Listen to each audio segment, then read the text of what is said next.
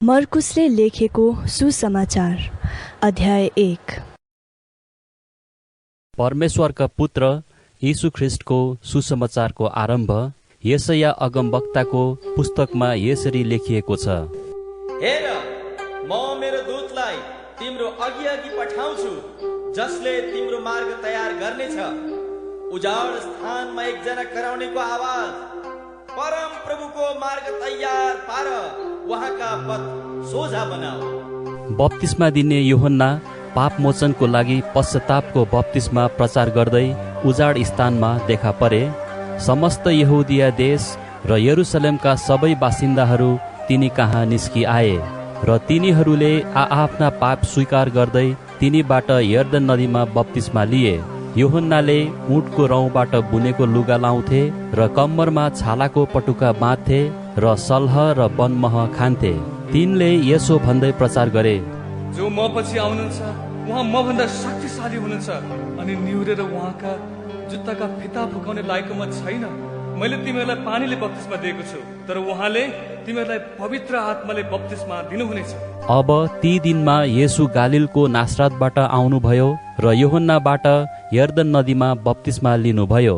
पानीबाट उक्ली आउने बित्तिकै उहाँले स्वर्ग उघ्रिएको र पवित्र आत्मालाई ढुकुरको रूपमा आफूमाथि ओर्लदै गर्नुभएको देख्नुभयो।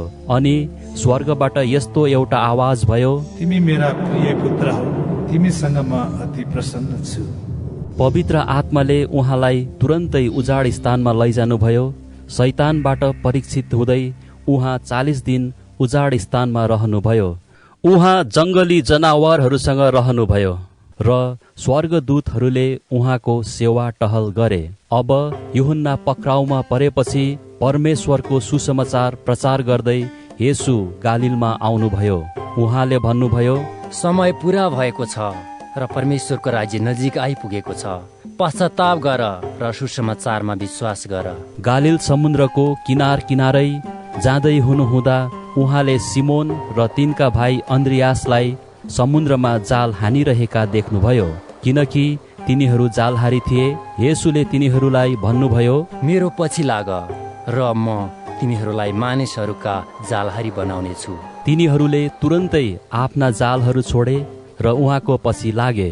अनि अलि पर गएपछि उहाँले जब्दियाका 2 छोरा याकुब र यूहन्नालाई डुङ्गामा बसी जाल तुनिरहेका देख्नुभयो। उहाँले तुरुन्त तिनीहरूलाई बोलाउनुभयो र तिनीहरू आफ्ना पिता जब्दियालाई ज्यामीहरूका साथ डुङ्गामा छोडेर उहाँको पछि लागे। तब उहाँहरू कफरनहुममा जानुभयो र तुरुन्तै सब्बात दिनमा सभाघरमा पसी उहाँले शिक्षा दिन लाग्नुभयो। अनि तिनीहरू उहाँका शिक्षामा चकित भए, किनकि उहाँले तिनीहरूलाई शास्त्रीहरूले जस्तो होइन तर अधिकारसँग सिकाउनुभयो। त्यही बेला त्यस सभाघरमा अशुद्ध आत्मा भएको एउटा मान्छे थियो। त्यसले यसो भन्दै चिच्यायो, ए नासरतका येशू, हामीलाई तपाईसँग के सरोकार? के तपाई हामीलाई सर्वनाश पार्नलाई आउनु भएको हो?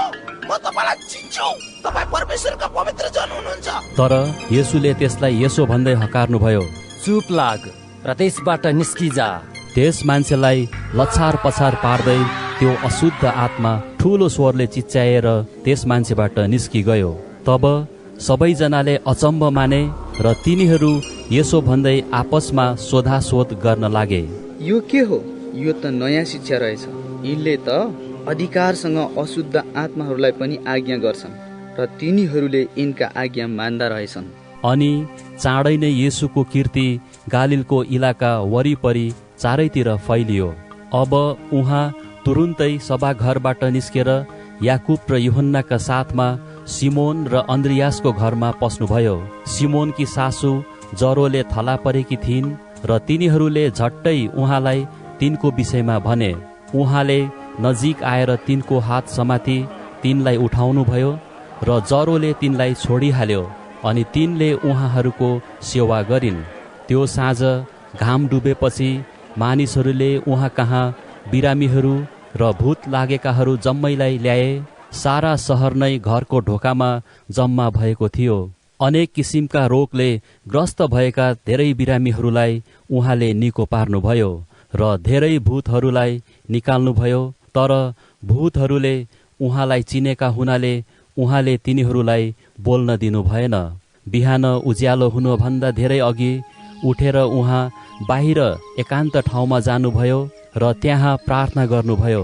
सिमोन र तिनीसँग हुनेहरू उहाँलाई खोज्दै गए। उहाँलाई भेट्टाएपछि तिनीहरूले भने, सबैले तपाईँलाई खोजिरहेका छन्। तब उहाँले तिनीहरूलाई भन्नुभयो, आओ हामीहरू नजिकका अरू सहरहरूमा जाउँ र त्यहाँ पनि म प्रचार गर्न पाऊँ, किनकि यसैको निम्ति म आएको हुँ।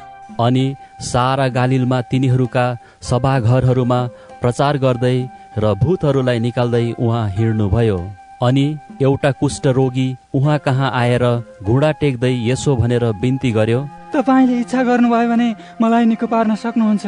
तब दयाले भरिएर उहाँले आफ्नो हात पसारी त्यसलाई छुनुभयो र त्यसलाई भन्नुभयो, म इच्छा गर्दछु, तिमी निको भइजाऊ। त्यति नै बेला त्यसको कुष्ठरोग त्यसबाट हट्यो र त्यो निको भइहाल्यो।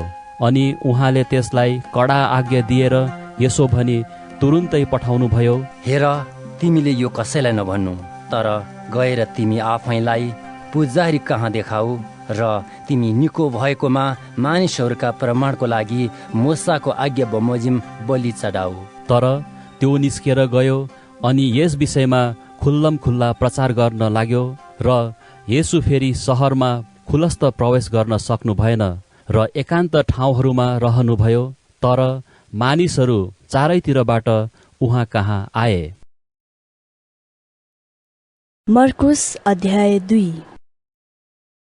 केही दिनपछि उहाँ कफरनहुम फर्कनुभयो अनि मानिसहरूले उहाँ घरमा हुनुहुन्छ भन्ने सुने।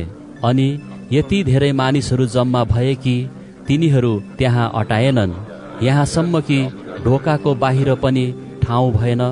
र उहाँले तिनीहरूलाई परमेश्वरको वचन प्रचार गर्दै हुनुहुन्थ्यो। अनि 4 जनाले बोकेको एकजना पक्षघातीलाई लिएर मानिसहरू उहाँ कहाँ आए। भिडको कारणले येशूको नजिक त्यस मानिसलाई पुर्याउन नसक्दा तिनीहरूले उहाँ हुनुभएको ठाउँको माथिको छाना खोले र उघारिएको ठाउँबाट पक्षघातीलाई त्यो सुतेको खाट समेत तल ओह्रालिदिए। येशूले तिनीहरूको विश्वास देखेर त्यस पक्षघातीलाई भन्नुभयो, ए छोरा, तिम्रा पापहरू क्षमा भए। तर त्यहाँ केही शास्त्रीहरू बसिरहेका थिए र आफ्ना मनमा यसो भनेर विचार गरिरहेका थिए, यस मानिसले किन यसरी बोल्दछ? यो त ईश्वर निन्दा हो। केवल एक अर्थात् परमेश्वरले बाहेक अरू कसले पाप क्षमा गर्न सक्छ? अनि तिनीहरू आपसमा यसरी विचार गर्दैछन् भन्ने येशूले तुरुन्तै आफ्नो आत्मामा थाहा पाएर तिनीहरूलाई भन्नुभयो, किन तिमीहरू आफ्नो मनमा यस्तो विचार गर्दैछौ? पक्षघातीलाई तिम्रा पापहरू क्षमा भए भन्नु कि उठ तिम्रो खाट उठाएर हिँड भन्नु कुन चाहिँ सजिलो छ? तर मानिसको पुत्रलाई पृथ्वीमा पाप क्षमा गर्ने अधिकार छ भनी तिमीहरूले जान। तब उहाँले त्यस पक्षघातीलाई भन्नुभयो, म तिमीलाई भन्दछु, उठ तिम्रो खाट उठाऊ र घर जाऊ। त्यो उठ्यो र तुरुन्तै खाट उठाएर सबैका सामुन्नेबाट गइहाल्यो। यहाँसम्म कि सबैजना आश्चर्यचकित भए र हामीले यस्तो त कहिले देखेका छैनौं भन्दै तिनीहरूले परमेश्वरको महिमा गरे। उहाँ फेरि एकपल्ट समुद्रको किनारमा जानुभयो अनि मानिसहरूको एउटा ठुलो भिड उहाँ कहाँ आयो र उहाँले तिनीहरूलाई शिक्षा दिनुभयो। त्यसपछि जाँदै गर्दा उहाँले अल्फयसका छोरा लेबीलाई कर उठाउनेहरूको ठाउँमा बसिरहेका देख्नुभयो र तिनलाई भन्नुभयो, मेरो पछि लाग। तिनी उठेर उहाँको पछि लागे।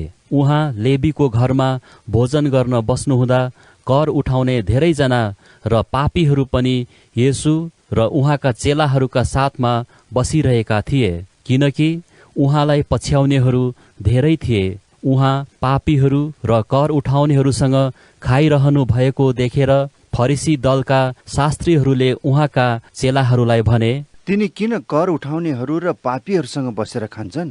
यो सुनेर येशूले तिनीहरूलाई भन्नुभयो, निरोगीहरूलाई वैद्यको खाँचो पर्दैन, तर रोगीहरूलाई मात्र पर्छ। म धर्मीहरूलाई होइन, तर पापीहरूलाई बोलाउन आएको हुँ। यूहन्नाका चेलाहरू र फरिसीहरू उपवास बस्दथिए। मानिसहरूले आएर उहाँलाई भने, यूहन्नाका चेलाहरू र फरिसीका चेलाहरू उपवास बस्दछन्, तर तपाईँका चेलाहरू किन उपवास बस्दैनन्? येशूले तिनीहरूलाई भन्नुभयो, के दुलाहा तिनीहरूका साथमा रहुन्जेल जन्तीहरू उपवास बस्छन् र जहिलेसम्म दुलाहा तिनीहरूका साथमा हुन्छन् तिनीहरू उपवास बस्दैनन्। तर समय आउनेछ जब दुलाहा तिनीहरूबाट अलग गराइनेछन्, तब तिनीहरू त्यस दिन उपवास बस्नेछन्। कसैले पुरानो लुगामा नयाँ कपडाको टालो हाल्दैन, नत्र त टालेको कपडा फाटी निस्कन्छ, अर्थात् नयाँ पुरानोबाट फाटेर निस्कन्छ र फटाइ झन् नराम्रो हुनेछ। अनि कसैले नयाँ दाख मद पुरानो छालाको मशकमा हाल्दैन, नत्र त त्यस दाख मदले छालाका मशकहरू फुटाइदिन्छ र दाख मद र मशक पनि नष्ट हुन्छन्। तर नयाँ दाख मद चाहिँ नयाँ भाँडामा हालिन्छ। एक सब्बात दिन उहाँ अन्नका खेतहरूबाट भएर जाँदै हुनुहुन्थ्यो। त्यताबाट जाँदा उहाँका चेलाहरूले हिँड्दा हिँड्दै अन्नका बाला टिप्न लागे। यो देखेर फरिसीहरूले उहाँलाई भने, हेर्नुहोस्, सब्बात दिनमा जे गर्नु अनुचित छ तिनीहरू किन त्यही गर्दछन्? उहाँले तिनीहरूलाई भन्नुभयो, जब दाउद र तिनीसँग हुनेहरू खाँचोमा परेका र भोकाएका थिए, तब दाउदले के गरे?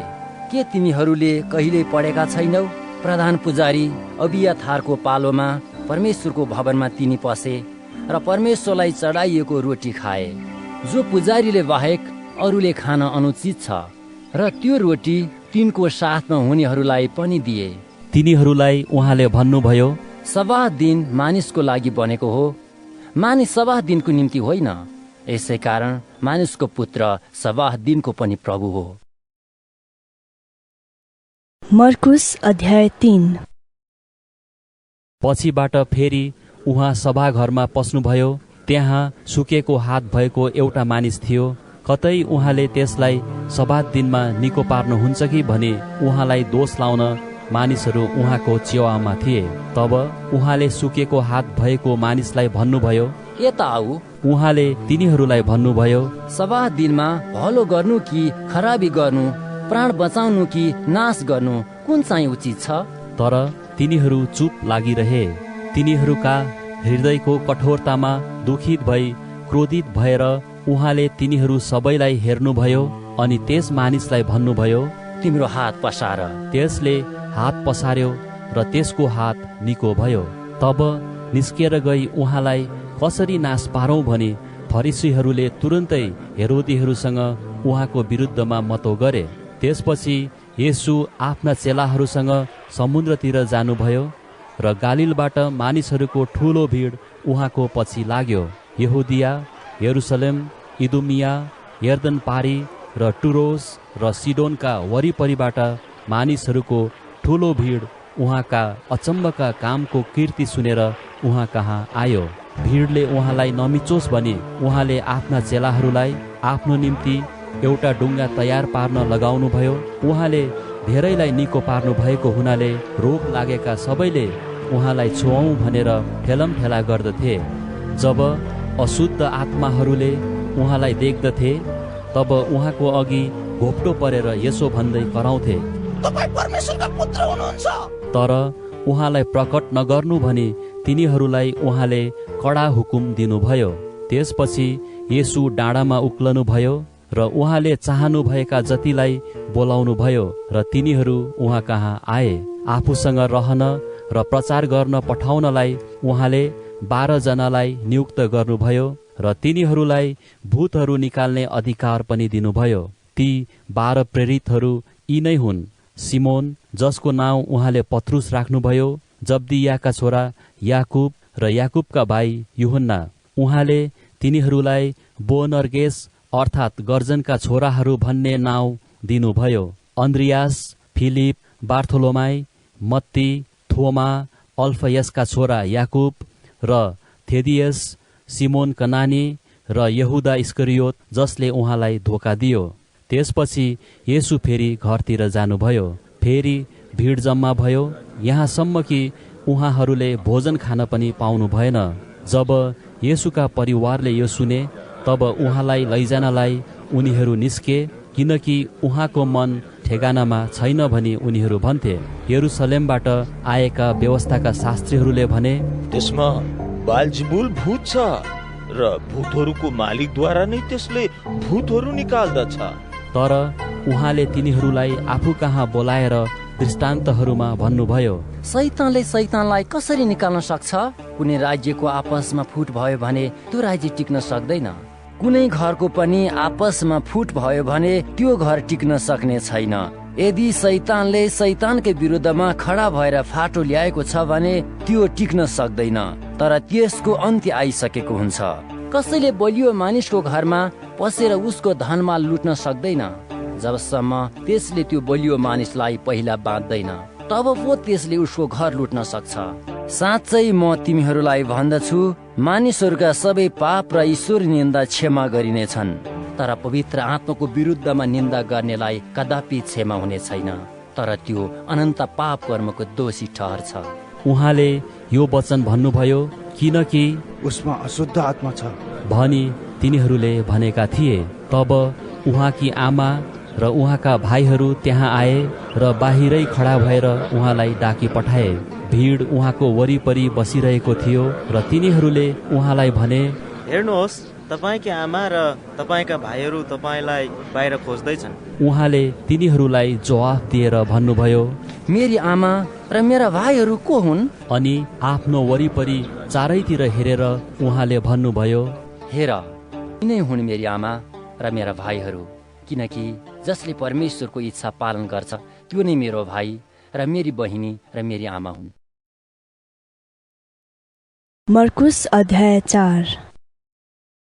पछिबाट फेरि समुद्रको किनारमा उहाँले शिक्षा दिन लाग्नुभयो।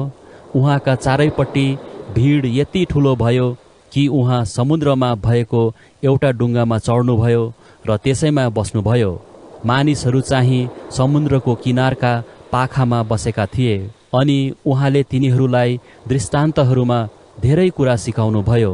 उहाँले आफ्नो शिक्षामा तिनीहरूलाई यसो भन्नुभयो, सुन, हेर, एकजना बिउ छर्ने मानिस बिउ छर्नलाई निस्क्यो।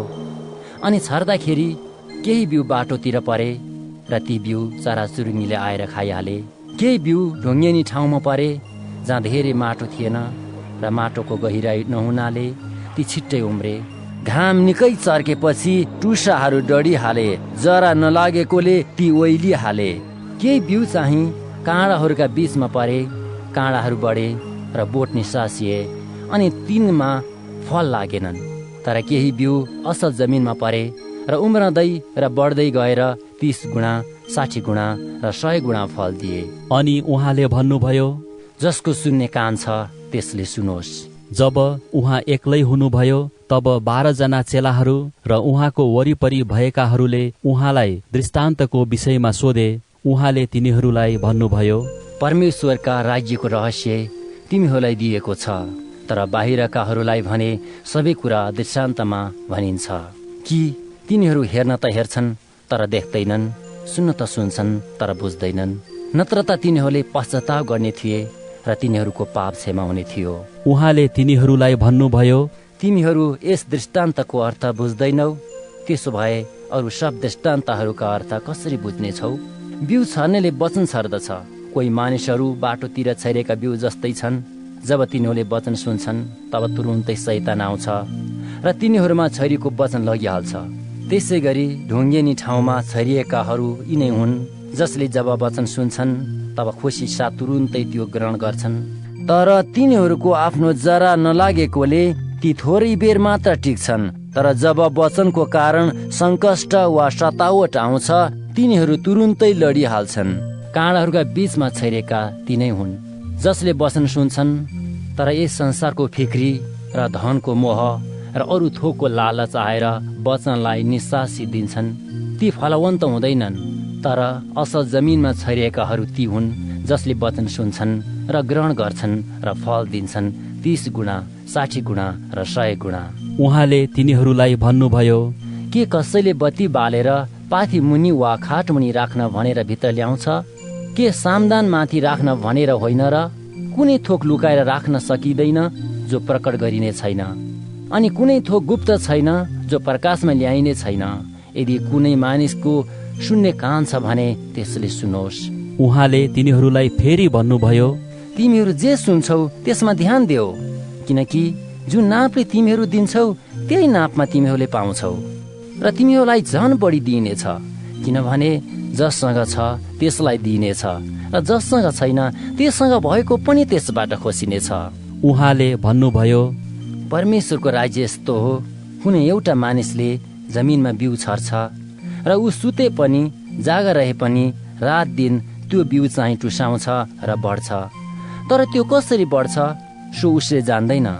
जमिन आफैले उमार्छ, पहिले टुसा त्यसपछि बाला, तब बालामा पुरा दाना लाग्छ। तर जब अन्न पाक्छ तब तुरुन्तै उसले हँसिया लगाउन थाल्छ, किनभने फसलको बेला आइपुगेको हुन्छ।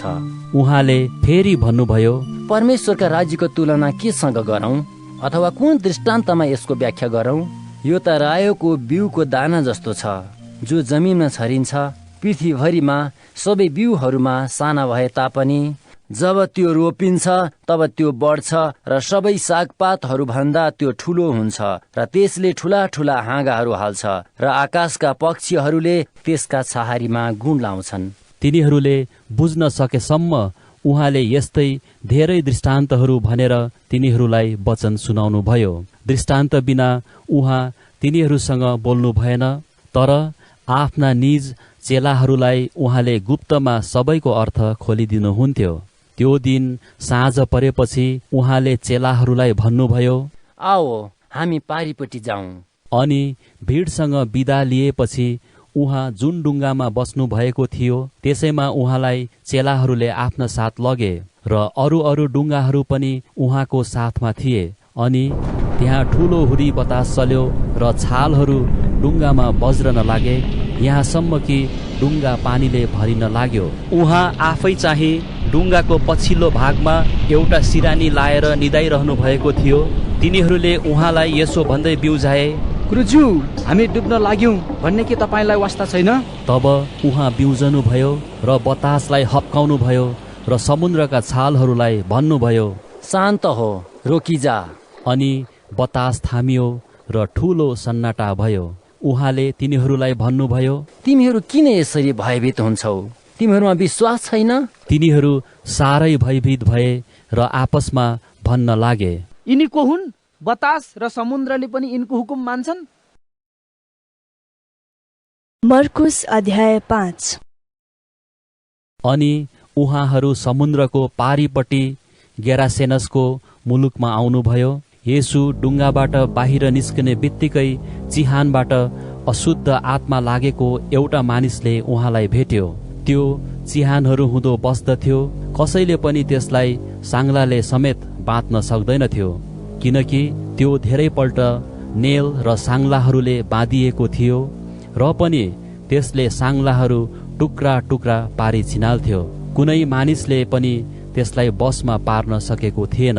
त्यो रात र दिन सधैँ चिहानहरू र डाँडाहरूमा कराउँदै आफूले आफैलाई ढुङ्गाले चिथोर्दै हिँड्थ्यो। अनि जब त्यसले येशूलाई टाढैबाट देख्यो तब दौडेर आयो र उहाँलाई दण्डवत गर्यो। अनि ठुलो स्वरले चिच्याएर त्यसले भन्यो, हे सर्वोच्च परमेश्वरका पुत्र येशू, तपाईको मसँग के सरोकार? म परमेश्वरमा शपथ हालेर तपाईलाई बिन्ती गर्दछु कि मलाई दुःख नदिनुहोस्। किनकि उहाँले त्यसलाई भन्नुभएको थियो, ए अशुद्ध आत्मा, त्यस मानिसबाट निस्कि आइज। अनि उहाँले त्यसलाई सोध्नुभयो, तेरो नाउँ के हो? त्यसले उहाँलाई भन्यो, मेरो नाउँ त फौज हो, किनकि हामी धेरै छौं। ती भूतात्माहरूलाई त्यस इलाका बाहिर ननिकालिदिनुहोस् भनी त्यसले उहाँलाई आग्रहपूर्वक बिन्ती गर्यो। त्यहाँ डाँडाको भिरतिर सुँगुरको एक ठुलो बगाल चरिरहेको थियो। ती भूतात्माहरूलाई यसो भनी उहाँलाई बिन्ती गरे, हामीलाई सुँगुरहरू कहाँ जान दिनुहोस् र हामी ती भित्र बस्छौं। तब उहाँले तिनीहरूलाई अनुमति दिनुभयो र अशुद्ध आत्माहरू बाहिर निस्केर सुँगुरहरू भित्र पसे। अनि 2000 सुँगुरको बगाल भिरबाट समुद्रतिर हुर्दै गए र ती समुद्रमा डुबेर मरे। ती सुँगुर चराउनेहरू भागे र सहर र गाउँ गाउँमा खबर दिए र के भएको हो सो हेर्न मानिसहरू त्यहाँ आए। तब तिनीहरू येशू कहाँ आए र देखे कि त्यो भूत लागेको मानिस ठिक मनको भएर लुगा लगाई बसिरहेको थियो। यो देखेर तिनीहरू डराए अनि जसले यो देखेका थिए तिनीहरूले भूत लागेको मानिस र सुँगुरहरूलाई के भएको थियो सो बताइदिए। अनि तिनीहरूको इलाकाबाट गइहालुन् भनी मानिसहरूले येशूलाई बिन्ती गर्न लागे। उहाँ डुङ्गामा पस्न लाग्नुहुँदा त्यो भूत लागेको मानिसले उहाँसँग रहनलाई बिन्ती गर्यो, तर उहाँले त्यसलाई अनुमति दिनु भएन। तर त्यसलाई भन्नुभयो, तिमी आफ्नो घरमा गएर तिम्रा मित्रहरूलाई प्रभुले तिम्रो निम्ति गर्नुभएको महान काम र तिमीलाई देखाउनु भएको ठुलो दयाको वर्णन गरिदेऊ। अनि त्यो मानिस हिँडिहाल्यो र येशूले त्यसको निम्ति कति ठुलो काम गरिदिनु भएको थियो सो डेकापोलिसभरि प्रचार गर्न लाग्यो र सबै मानिसहरूले अचम्म माने। जब येशू फेरि डुङ्गामा समुद्रको पारिपट्टि जानुभयो तब एउटा ठुलो भिड उहाँको वरिपरि भेला भयो। उहाँ चाहिँ समुद्रको किनारमा हुनुहुन्थ्यो। सभाघरका शासकहरू मध्ये याइरस नाउँका एकजना उहाँ कहाँ आए र उहाँलाई देखेर उहाँका पाउमा घोप्टो परे र यसो भनेर बिन्ती गरे, मेरी सानी छोरी मर्न लागेकी छे, आएर त्यसमाथि तपाईँको हात राखिदिनुहोस् र त्यो निको होस् र बाँचोस्। तब येशू तिनीसँग जानुभयो। एउटा ठुलो भिड उहाँको पछि लाग्यो र मानिसहरू उहाँको वरिपरि ठेलमठेला गर्न लागे। अनि 12 वर्ष अघिदेखि रगत बग्ने रोग भएकी एउटी स्त्री त्यहाँ थिई। त्यसले धेरै वैद्यहरूका हातबाट अनेक कष्ट पाएर आफूसँग भएका सारा धन दौलत खर्च गरेर पनि निको नभई बरु झन खराब हालतमा पुगेकी थिई। येशूको विषयमा त्यसले सुनेकी थिई र भिडको पछिल्तिरबाट आएर उहाँको वस्त्र त्यसले छोई, किनकि त्यसले मनमनै भनी, मैले उहाँको वस्त्र मात्र छोए भने पनि म निको हुनेछु। अनि तुरुन्त त्यसको रगत बग्ने बन्द भइहाल्यो र आफ्नो शरीरको रोग निको भएको त्यसले थाहा पाई। आफूबाट शक्ति बाहिर निस्केको झट्टै येशूले थाहा पाएर भिडमा पछिल्तिर फर्केर सोध्नुभयो, कसले मेरो वस्त्र छोयो? चेलाहरूले उहाँलाई भने, भिडले ठेलम ठेला गरेको त तपाईँले देख्नु भएकै छ र पनि तपाईँ भन्नुहुन्छ कसले मलाई छोयो? उहाँलाई छुने को हो भनी उहाँले चारैतिर हेर्न लाग्नुभयो। तब आफूलाई जे भएको थियो सो थाहा पाएर त्यो स्त्री डरले काम्दै आएर येशूको अघि घोप्टो परी र उहाँलाई सबै सत्य कुरा भनिदिए। तब उहाँले त्यसलाई भन्नुभयो, ए छोरी, तिम्रो विश्वासले तिमीलाई निको पारेको छ, शान्ति साथ जाऊ, तिम्रो रोग निको होस्। उहाँ बोल्दै हुनुहुँदा शासकको घरबाट मानिसहरू आएर भने, तपाईँकी छोरी त मरी, गुरुज्यूलाई अब अरू कष्ट किन दिनुहुन्छ? तर तिनीहरूले गरेका कुराहरूलाई ध्यान नदिई येशूले सभाघरका शासकलाई भन्नुभयो, नडराऊ, विश्वास मात्र गर। अनि उहाँले पत्रुस, याकुब र याकुबका भाइ यूहन्नालाई बाहेक अरू कसैलाई पनि आफ्नो साथ आउन अनुमति दिनु भएन। उहाँहरू सभाघरका शासकको घरमा आउनुभयो। अनि उहाँले खैला बैला गर्नेहरू, रुनेहरू र ठुलो स्वरले बिलौना गर्नेहरूलाई देख्नुभयो। भित्र पसेर उहाँले तिनीहरूलाई भन्नुभयो, तिमीहरू किन खैला बैला गर्छौ र रुन्छौ? छिटी मरेकी छैन, तर सुतिरहेकी छे। तर तिनीहरू उहाँको कुरामाथि हाँसे। तब उहाँले तिनीहरू सबैलाई बाहिर निकाल्नुभयो र ठिटीका बाबु र आमा र उहाँसँग हुनेहरूलाई साथमा लिएर ठिटी भएको ठाउँभित्र जानुभयो। अनि ठिटीको हात समातेर उहाँले त्यसलाई भन्नुभयो, तालिता कुमी, जसको अर्थ हो, ए बालिका, म तिमीलाई भन्दछु, उठ। अनि ठिटी तुरुन्तै उठी र हिँडडुल गर्न लागि। त्यो 12 वर्षकी थिई। अनि त्यति नै बेला तिनीहरू आश्चर्यचकित भए। उहाँले तिनीहरूलाई यो कसैले थाहा नपाओस् भन्ने कडा आज्ञा दिनुभयो। अनि बालिकालाई चाहिँ केही खान दिनु भनी तिनीहरूलाई भन्नुभयो।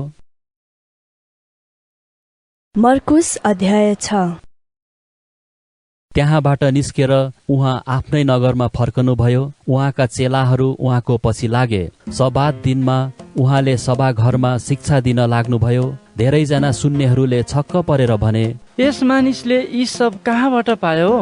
यिनलाई दिएको यो ज्ञान कस्तो हो? यिनका हातबाट भएका कार्यहरू कति शक्तिशाली! के यिनी त्यही सिकर्मी होइनन् र? के यिनी त मरियमका छोरा तथा याकोब, योसेफ, यहुदा र सिमोनका दाजु होइनन् र? के यिनका बहिनीहरू पनि हामीसँगै छैनन् र? अनि तिनीहरू उहाँसँग चिडिए। तब येशूले तिनीहरूलाई भन्नुभयो, अगमवक्तालाई आफ्नो देश र आफ्नो नातादारहरूका बीचमा र आफ्नै घरमा बाहेक अन्त कहीँ अनादर हुँदैन। र उहाँले त्यहाँ कुनै कुनै रोगीहरूमाथि आफ्ना हात राखेर तिनीहरूलाई निको पार्ने काम बाहेक अरू कुनै शक्तिशाली काम गर्नु सक्नु भएन। तिनीहरूको अविश्वास देखेर उहाँ छक्क पर्नुभयो अनि उहाँ गाउँ गाउँमा शिक्षा दिँदै जानुभयो। उहाँले 12 जनालाई आफू कहाँ बोलाउनुभयो र तिनीहरूलाई 2-2 गरी पठाउनुभयो। तिनीहरूलाई अशुद्ध आत्माहरूमाथि अधिकार पनि दिनुभयो। तिनीहरूलाई उहाँले यस्तो आज्ञा दिनुभयो, यात्राको निम्ति साथमा केही नबोक्नु, न त रोटी, न झोला, न खल्तीमा पैसा, तर एउटा लट्ठी मात्र बोक्नु, जुत्ता लाउनु, तर अरू बढी दौरा नबोक्नु। उहाँले तिनीहरूलाई भन्नुभयो, जब कुनै घरमा पसौला, जबसम्म त्यस गाउँबाट निस्कँदैनौ तबसम्म त्यहीँ नै बस। यदि कुनै ठाउँमा तिमीहरूको स्वागत भएन भने र मानिसहरूले तिमीहरूको वचन सुन्न इन्कार गरे भने त्यस ठाउँबाट तिमीहरू निस्कँदा तिनीहरूका विरुद्धमा गवाहीको लागि आफ्नो पैतालाको धुलो टकटक्याइदिनु। तब तिनीहरू निस्केर गई मानिसहरूले पश्चाताप गरून् भनी प्रचार गरे। तिनीहरूले धेरै भूतहरूलाई निकाले र धेरै रोगीहरूलाई तेलले अभिषेक गरेर निको पारे। हेरोद राजाले येशूको कीर्ति सुने, किनकि उहाँको नाउँ प्रचलित भएको थियो। कतिले भन्थे, बप्तिस्मा दिने यूहन्ना मरेकाबाट जीवित भएछन्, यसैले त तिनीहरूद्वारा यस्ता शक्तिका काम भइरहेछन्। तर अरूहरूले भने, यिनी एलिया हुन्। र अझै अरूहरूले भने, यिनी त प्राचीन समयका अगमवक्ताहरू जस्तै एक अगमवक्ता हुन्। तर जब हेरोदले यो सुने तब उनले भने, यूहन्ना जसको शिर मैले काट्न लगाए त्यही बौरी उठेछ। किनभने हेरोदले आफ्नो भाइ फिलिपकी पत्नी हेरोदियासको खातिर यूहन्नालाई पक्रन लाएर तिनलाई बाँधी झ्यालखानमा हालेका थिए, किनभने उनले हेरोदियासलाई विवाह गरेका थिए। किनकि यूहन्नाले हेरोदलाई यसो भनेका थिए, आफ्नो भाइकी स्वास्नी राख्न तपाईलाई न्यायसँग छैन। यसैले हेरोदियासले तिनीमाथि इख राखेकी थिइन् र तिनलाई मार्न चाहन्थिन्, तर सकेकी थिइनन्। किनकि यूहन्नालाई एक धर्मात्मा र पवित्र मानिस भनी ठानेर हेरोद तिनीसँग डराउँथे र तिनलाई सुरक्षित राखेका थिए। यूहन्नाको शिक्षा सुन्दा उनी साह्रै विचलित हुन्थे, तापनि खुसीसित सुन्थे। तर अनुकूल मौका त्यस बेला आयो जब हेरोदले आफ्नो जन्मोत्सवमा आफ्ना उच्च पदाधिकारीहरू, अफिसरहरू र गालिलका मुख्य मानिसहरूलाई ठुलो भोज दिए। किनकि जब हेरोदियासकी आफ्नै छोरी भित्र आएर नाची, तब त्यसले हेरोद र उनका अतिथिहरूलाई खुसी तुल्याई। अनि राजाले त्यस केटीलाई भने, तिमीलाई जे इच्छा लाग्छ सो माग, म तिमीलाई दिनेछु। तिनले शपथ हालेर त्यसलाई भने, तिमी मसँग जे माग्छौ म मेरो आधा राज्य पनि तिमीलाई दिनेछु। अनि त्यसले बाहिर निस्केर आफ्नी आमालाई सोधी, म के मागु? तिनले भनिन्, बप्तिस्मा दिने यूहन्नाको शिर। त्यो झट्टै आतुरी साथ भित्र राजा कहाँ गई र यसो भनेर मागी, हजुरले अहिले मलाई बप्तिस्मा दिने यूहन्नाको शिर थालमा दिनुहोस् भनी म इच्छा गर्दछु। राजा अत्यन्तै दुखित भए, तर उनले आफ्नो शपथ र भोजमा बस्ने अतिथिहरूका खातिर त्यस केटीलाई दिएको वचन तोड्न चाहेनन्। राजाले तुरुन्तै गारदको एकजना सिपाहीलाई पठाएर यूहन्नाको शिर ल्याउने हुकुम दिए। अनि त्यसले झ्यालखानमा गएर यूहन्नाको शिर काट्यो र तिनको शिर थालमा ल्याएर केटीलाई दियो र केटीले त्यो त्यसकी आमालाई दिए। यूहन्नाका चेलाहरूले जब यो कुरा सुने तब तिनीहरू आएर तिनको लास उठाएर चिहानमा लगेर राखे। अनि प्रेरितहरू येशू कहाँ भेला भए र तिनीहरूले जे गरेका थिए र सिकाएका थिए ती सबै उहाँलाई बयान गरे। उहाँले तिनीहरूलाई भन्नुभयो, तिमीहरू आफै पनि मसँग एकान्त ठाउँमा आओ र केही थकाइ मार। किनकि त्यहाँ आउने जानेहरू धेरै थिए र उहाँहरूलाई खानसम्म पनि फुर्सद थिएन। अनि उहाँहरू डुङ्गामा सुटुक्क एउटा एकान्त ठाउँमा जानुभयो। धेरै मानिसहरूले उहाँहरू गइरहनु भएको देखे र धेरैले चिने। अनि सबै सहरहरूबाट पैदलै दौडेर त्यता गए र उहाँहरूलाई उछिनेर अगाडि पुगे। जब उहाँ किनारमा उत्रनुभयो तब उहाँले एउटा ठुलो भिड देख्नुभयो र उहाँले तिनीहरूलाई टिठाउनुभयो, किनकि तिनीहरू गोठालो नभएका भेडाहरू जस्ता थिए र उहाँले तिनीहरूलाई धेरै कुरा सिकाउन लाग्नुभयो। अनि जब दिन धेरै ढल्क्यो तब उहाँका चेलाहरूले उहाँ कहाँ आएर भने, यो एकान्त ठाउँ छ र अब दिन धेरै ढल्किसक्यो। मानिसहरूलाई बिदा दिनुहोस् र तिनीहरूले वरपरका बस्ती र गाउँहरूमा गएर आफ्ना लागि केही खानेकुरा किनुन्। तर उहाँले तिनीहरूलाई भन्नुभयो, तिमीहरूले नै तिनीहरूलाई केही खान दियो। तर तिनीहरूले उहाँलाई भने, के हामीले गएर 200 दिनारको रोटी किनेर तिनीहरूलाई खान दिने र? उहाँले तिनीहरूलाई भन्नुभयो, तिमीहरूसँग कतिवटा रोटी छन्, गएर हेर। अनि पत्ता लाएपछि तिनीहरूले भने, 5 रोटी र 2वटा माछा। अनि उहाँले मानिसहरूलाई हरियो चौरमा दल बाँधेर बस्ने हुकुम गर्नुभयो। तिनीहरू 100 र 50 का ताती लागेर बसे। उहाँले ती 5 रोटी र 2वटा माछा लिएर स्वर्गतिर हेरी आशीर्वाद दिनुभयो र ती रोटीहरू भाँच्नुभयो अनि मानिसहरूका अगाडि राखिदिउन् भनेर चेलाहरूलाई दिनुभयो र ती 2 माछा पनि उहाँले सबैलाई बाँडिदिनुभयो। अनि सबैले खाए र तृप्त भए। पछिबाट चेलाहरूले रोटी र माछाका उब्रेका टुक्राहरू 12 डालाभरि उठाए। रोटी खाने पुरुषहरू 5000 थिए। अनि उहाँले तुरुन्तै आफ्ना चेलाहरूलाई डुङ्गामा चढेर पारी बेतसेदामा उहाँभन्दा अघि जान अराउनुभयो र त्यतिन्जेल उहाँले चाहिँ भिडलाई बिदा दिनुभयो। तिनीहरूसँग बिदा भएपछि उहाँ चाहिँ डाँडामा प्रार्थना गर्न जानुभयो। साँझ पर्दा डुङ्गा समुद्रको बीचमा थियो र उहाँ चाहिँ एक्लै पाखामा हुनुहुन्थ्यो। चेलाहरूलाई डुङ्गा ख्याउन कष्ट भइरहेको उहाँले देख्नुभयो, किनभने बतास तिनीहरूका विपरीत थियो। 3 बजे बिहानतिर उहाँ तिनीहरू कहाँ समुद्रमाथि हिँड्दै आउनुभयो र तिनीहरूलाई उछिनेर जान लाग्नुहुँदा तिनीहरूले उहाँलाई समुद्रमाथि हिँडिरहनु भएको देखेर प्रेत हो भन्ठाने र तिनीहरू चिच्याए, किनकि उहाँलाई देखेर सबै डराएका थिए। तर झट्टै उहाँले तिनीहरूलाई भन्नुभयो, ढाडस गर, म हुँ, न डराओ। अनि उहाँ तिनीहरू कहाँ डुङ्गाभित्र चढ्नुभयो र बतास थामिहाल्यो। अनि तिनीहरू अत्यन्त अचम्बित भए, किनकि तिनीहरूले रोटीका विषयको कुरा बुझेकै थिएनन्, तर तिनीहरूको हृदय कठोर भएको थियो। समुद्र पार भएपछि उहाँहरू गनेसरेतको मुलुकमा आइपुग्नुभयो र तिनीहरूले डुङ्गा किनारमा लगाए। जब उहाँहरू डुङ्गाबाट निस्कनुभयो तब उत्तिखेरै मानिसहरूले येशूलाई चिनिहाले र छेउछाउका समस्त गाउँ हुँदो तिनीहरू दगुरी गए र जहाँ येशू हुनुहुन्छ भनी सुने त्यहाँ बिरामीहरूलाई बिछौनामा राखेर ल्याउन लागे। अनि गाउँहरूमा वा सहरहरूमा वा बस्तीहरूमा जहाँ जहाँ उहाँ पस्नुभयो मानिसहरूले रोगीहरूलाई बजार बजारमा राखिदिए र उहाँका वस्त्रको छेउ मात्र पनि छुन पाऊँ भनी तिनीहरूले उहाँलाई बिन्ती गरे र जतिले छोए तिनीहरू सबै निको भए। मर्कुस अध्याय 7। यरुसलेमबाट आएका फरिसीहरू र शास्त्रीहरू येशूका चारैतिर भेला भए। येशूका कतिपय चेलाहरूले अशुद्ध हात अर्थात् नधोएको हातले खाएका तिनीहरूले देखे।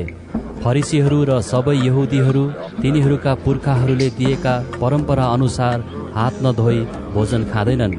बजारबाट आएपछि स्नान गरेर शुद्ध नभई तिनीहरू खाँदैनन्। यति मात्र होइन, तिनीहरूले यस्ता धेरै अरू परम्परा मान्दछन्, अर्थात् कचौराहरू, भाँडाहरू र काँसोका भाँडाहरू धुने परम्परा। तब फरिसीहरू र शास्त्रीहरूले उहाँलाई सोधे, तपाईका चेलाहरू पिता पुर्खाले राखिदिएका परम्परामा किन चल्दैनन् तर अशुद्ध हातले खान्छन्? तब उहाँले तिनीहरूलाई भन्नुभयो, यसैयाले तिमी कप्टीहरूका विषयमा ठिकसँग यसरी अगमवाणी गरे जस्तो लेखिएको छ, यस जातिले मलाई ओठले मात्र आदर गर्छ तर तिनीहरूको हृदय मदेखि टाढा छ। तिनीहरू व्यर्थमा मेरो उपासना गर्छन् तर तिनीहरूका शिक्षा मानिसहरूले सिकाएका विधि मात्र हुन्। तिमीहरू परमेश्वरको आज्ञालाई त्यागेर मानिसहरूका परम्परा मान्छौ।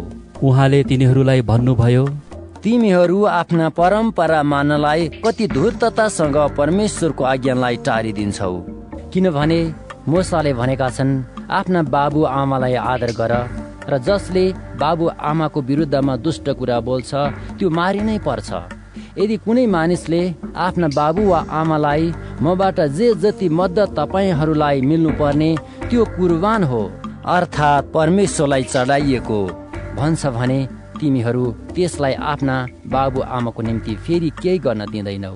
यसरी तिमीहरू आफ्नो चलिआएको परम्परालाई कायम राखेर परमेश्वरको वचनलाई चाहिँ रद्द तुल्याउँछौ, अनि यस्तै अनेक कामहरू तिमीहरू गर्दछौ। उहाँले मानिसहरूलाई फेरि आफू कहाँ बोलाएर तिनीहरूलाई भन्नुभयो, तिमीहरू सबैले मेरा कुरा सुन र बुझ। यस्तो केही कुरा छैन जो बाहिरबाट मानिसभित्र पसेर त्यसलाई अशुद्ध पार्न सक्छ, तर मानिसबाट बाहिर निस्कने कुराहरूले नै मानिसलाई अशुद्ध पार्छ। जसको सुन्ने कान छ त्यसले सुनोस्। मानिसहरूलाई छोडेर घरभित्र पसेपछि उहाँका चेलाहरूले उहाँलाई यस दृष्टान्तको विषयमा सोधे। उहाँले तिनीहरूलाई भन्नुभयो, के तिमीहरू पनि अझै अबुझ छौ? जे बाहिरबाट मानिसभित्र पस्छ त्यसले उसलाई अशुद्ध पार्न सक्दैन भनेर तिमीहरू जान्दैनौ? किनकि त्यो उसको हृदयमा होइन तर पेटभित्र पस्दछ र बाहिर निस्किहाल्छ। यसरी उहाँले सबै भोजन शुद्ध हो भनी बताइदिनुभयो। उहाँले भन्नुभयो, मानिसबाट जे बाहिर निस्कन्छ त्यसैले मानिसलाई अशुद्ध पार्छ, किनकि भित्रबाट अर्थात् मानिसको हृदयबाट खराब विचार, बेविचार, चोरी, हत्या, परस्त्रीगमन, लोभ, दुष्टता, छल, छाडापन, ईर्ष्या, निन्दा, घमण्ड, मूर्खता निस्कन्छन्। यी सबै दुष्ट कुराहरू भित्रबाट निस्कन्छन् र मानिसलाई अशुद्ध पार्छन्। त्यहाँबाट उठेर उहाँ टुरोस र सिदोनका सीमातिर गएर एउटा घरभित्र पस्नुभयो। यो कुरा कसैले थाहा नपाओस् भन्ने उहाँ चाहनुहुन्थ्यो, तर उहाँ गुप्त रहन सक्नु भएन। त्यसै बेला एउटी स्त्रीले उहाँको विषयमा सुनि र आएर उहाँको पाउमा परी। त्यस स्त्रीको छोरीलाई अशुद्ध आत्मा लागेको थियो। त्यो सिरियाको फोनिकेमा जन्मेकी एउटी ग्रीक स्त्री थिई। त्यस स्त्रीले आफ्नी छोरीबाट भूत निकालिदिउन् भनी उहाँलाई बिन्ती गरी। उहाँले त्यसलाई भन्नुभयो, पहिले छोराछोरीहरूलाई खान देऊ, किनकि छोराछोरीहरूका रोटी लिएर कुकुरहरूलाई फालिदिनु उचित होइन। तर त्यसले उहाँलाई भने, हो प्रभु, तर कुकुरहरूले पनि त छोराछोरीहरूले टेबल मुनि खसालेका टुक्राहरू खान्छन्। उहाँले त्यसलाई भन्नुभयो, तिमीले यसो भनेको कारण नै तिमी घर जाऊ, तिमी छोरीबाट भूत निस्केर गएको छ। त्यो घरमा गई र छोरीलाई खाटमा सुतिरहेकी भेट्टाई र त्यसबाट भूत चाहिँ निस्किसकेको थियो। टुरोसको इलाकाबाट निस्केर उहाँ सिदोन भएर डिकापोलिसका सिमानाका बीचबाट हुँदै गालिल समुद्रमा जानुभयो। त्यहाँ मानिसहरूले एउटा बहिरो र गुङ्गो मानिसलाई उहाँ कहाँ ल्याए र त्यसमाथि हात राखिदिनुहोस् भनी उहाँलाई बिन्ती गरे। त्यसलाई भिडबाट अलग्गै एकान्तमा लगेर येशूले आफ्ना औँला त्यसका कानमा लगाउनुभयो। त्यसपछि थुकेर त्यसको जिब्रो छुनुभयो अनि स्वर्गतिर हेरेर लामो सास लिई त्यसलाई भन्नुभयो, इफ्फाता, अर्थात् खोली जा। त्यति नै बेला त्यसका कान खोलिए र त्यसको जिब्रोको बन्धन फुक्यो र त्यो स्पष्ट बोल्न लाग्यो। यो कसैलाई नभन्नु भनी उहाँले तिनीहरूलाई आज्ञा दिनुभयो। तर जति जति उहाँले मानिसहरूलाई आज्ञा दिनुहुन्थ्यो झन बढी उत्साह साथ तिनीहरूले यसको घोषणा गर्दथे। मानिसहरू आश्चर्यले अत्यन्तै चकित भए र भन्न लागे, उहाँले सबै कुरा असल गर्नु भएको छ। उहाँले बहिरालाई सुन्ने र गुङ्गालाई बोल्नेसम्म पनि तुल्याउनुहुन्छ। मर्कुस अध्याय 8। ती दिनमा फेरि एउटा ठुलो भिड जम्मा भयो, तर तिनीहरूसित खानेकुरो केही थिएन। तब येशूले चेलाहरूलाई आफू कहाँ बोलाएर भन्नुभयो, यस भिडलाई म टिठ्याउँछु, किनभने यिनीहरू मसँग रहेका आज 3 दिन भयो र यिनीहरूसित खानलाई केही छैन। अनि यदि यिनीहरूलाई भोकै घर पठाएँ भने यिनीहरू बाटोमै मुर्छा पर्नेछन्। यिनीहरूमध्ये कोही कोही टाढाबाट आएका छन्। उहाँका चेलाहरूले उहाँलाई भने, यस निर्जन स्थानमा यिनीहरूलाई कसरी रोटी खुवाउने? उहाँले तिनीहरूलाई सोध्नुभयो, तिमीहरूसित कतिवटा रोटी छन्? तिनीहरूले भने, 7वटा। उहाँले भिडलाई भुइँमा बस्ने हुकुम दिएर 7वटा रोटी हातमा लिई धन्यवाद दिएपछि रोटी भाँच्नुभयो र मानिसहरूका अघि राख्न भनी चेलाहरूलाई दिनुभयो र तिनीहरूले मानिसहरूका अघि राखिदिए। तिनीहरूसित केही ससाना माछाहरू पनि थिए र उहाँले आशीर्वाद दिएर ती पनि तिनीहरूका अगाडि राख्न लाउनुभयो। अनि मानिसहरूले खाए र तृप्त भए। अनि उब्रेका टुक्राहरू तिनीहरूले 7 डालाभरि उठाए। त्यहाँ प्राय 4000 मानिसहरू थिए। उहाँले तिनीहरूलाई बिदा गरी पठाउनुभयो। अनि उहाँ चाहिँ आफ्ना चेलाहरूसँग तुरुन्तै डुङ्गामा चढेर दल्मनुथाको क्षेत्रमा जानुभयो। फरिसीहरू उहाँ कहाँ आएर उहाँसँग बहस गर्न लागे र उहाँलाई परीक्षा गर्नलाई स्वर्गबाट एउटा चिन्ह मागे। आफ्नो आत्मामा लामो सास लिएर उहाँले भन्नुभयो, यस पुस्ताले किन चिन्ह खोज्छ? साँच्चै म तिमीहरूलाई भन्दछु, यस पुस्तालाई कुनै चिन्ह दिइने छैन। अनि तिनीहरूलाई छोडी उहाँ फेरि डुङ्गामा चढेर पारीपट्टि जानुभयो। चेलाहरूले साथमा रोटी बोक्न बिर्सेका थिए र डुङ्गामा तिनीहरूसित एउटै मात्र रोटी थियो। येशूले चेलाहरूलाई यसो भनेर चेतावनी दिनुभयो, तिमीहरू फरिसीहरूको खमीर र हेरोदको खमीरदेखि सतर्क रहो। तर तिनीहरूका साथमा रोटी नभएकोले येशूले यसो भन्नुभएको हो भनी तिनीहरूले आपसमा बहस गर्न लागे। येशूले यो थाहा पाएर तिनीहरूलाई भन्नुभयो, तिमीहरूसित रोटी छैन भने किन तिमीहरू बहस गर्दछौ? के तिमीहरू अझै पनि देख्दैनौ वा बुझ्दैनौ? के तिमीहरूको मन कठोर भएको छ? आँखा भए तापनि के तिमीहरू देख्दैनौ? कान भए तापनि के तिमीहरू सुन्दैनौ? के तिमीहरूलाई याद छैन जब मैले 5वटा रोटी ती 5000 का बीचमा बाँचेथे, तब कति डालाभरि टुक्रा टाक्टीहरू तिमीहरूले उठाएका थियौ? तिनीहरूले उहाँलाई जवाफ दिए, 12। अनि जब ती 7वटा रोटी 4000 का बीचमा बाँचेको थिए, तब कति डालाभरि टुक्रा टाक्टीहरू तिमीहरूले उठाएका थियौ? तिनीहरूले उहाँलाई भने, 7। उहाँले तिनीहरूलाई भन्नुभयो, तब के तिमीहरू अझै बुझ्दैनौ? त्यसपछि उहाँ बेतसेदा आउनुभयो र मानिसहरूले एउटा अन्धो मानिसलाई उहाँ कहाँ ल्याए र त्यसलाई छोइदिनुहोस् भनी उहाँसँग बिन्ती गरे। उहाँले त्यस अन्धो मानिसको हात समातेर त्यसलाई गाउँबाट बाहिर ल्याउनुभयो र त्यसका आँखामा थुकेर त्यसमाथि आफ्ना हात राखी त्यसलाई सोध्नुभयो, के तिमी केही देख्छौ? अनि माथितिर हेरेर त्यसले भन्यो, म मानिसहरूलाई रुखहरू जस्तै हिँडिरहेका देख्छु। तब उहाँले फेरि त्यसका आँखामा हात राख्नुभयो र त्यसले एक टक लाएर हेर्यो। त्यसले आफ्नो दृष्टि प्राप्त गर्यो र सबै थोक छर्लङ्ग देख्न लाग्यो। तब उहाँले त्यसलाई गाउँतिर नपस्ने हुकुम गरी त्यसको घरमा पठाउनुभयो। येशू र उहाँका चेलाहरू कैसरिया फिलिप्पीका गाउँहरूमा जानुभयो। बाटोमा जाँदै गर्दा उहाँले आफ्ना चेलाहरूलाई यसो भनेर सोध्नुभयो, मानिसहरूले के भन्छन्, म को हुँ? तिनीहरूले उहाँलाई भने, कसैले भन्छन् बप्तिस्मा दिने यूहन्ना, अरूहरूले एलिया, अनि अरू कतिले भन्छन् अगमवक्ताहरूमध्ये एकजना। तब उहाँले तिनीहरूलाई सोध्नुभयो, तर तिमीहरू चाहिँ के भन्छौ, म को हुँ? पत्रुसले उत्तर दिएर उहाँलाई भने, तपाईँ ख्रिस्ट हुनुहुन्छ। उहाँले तिनीहरूलाई उहाँको विषयमा कसैलाई केही नभन्नु भनी आज्ञा दिनुभयो।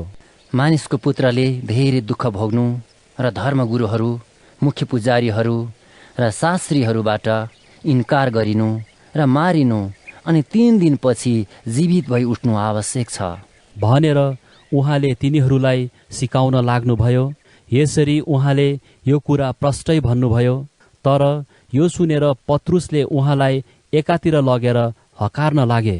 तर फर्केर आफ्ना चेलाहरूलाई हेरी पत्रुसलाई उहाँले यसो भनेर हप्काउनुभयो, ए शैतान, मबाट हटिजा, किनकि तेरो मन परमेश्वरपट्टि छैन तर मानिसपट्टि छ।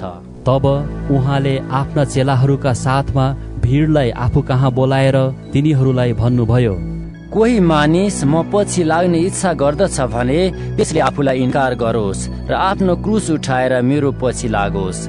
किनकि जसले आफ्नो प्राण बचाउन इच्छा गर्दछ त्यसले त्यो गुमाउनेछ, तर मेरो र सुसमाचारको निम्ति आफ्नो प्राण गुमाउनेले त्यो बचाउनेछ।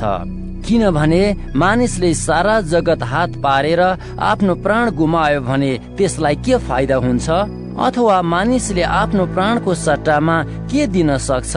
अनि यस बेविचारी र पापी पुस्तामा जो मदेखि र मेरो वचनदेखि शर्माउँछ, मानिसको पुत्र पनि आफ्ना पिताको महिमामा पवित्र दूतहरूसँग आउँदा त्यसदेखि शर्माउनेछ। मर्कुस अध्याय 9।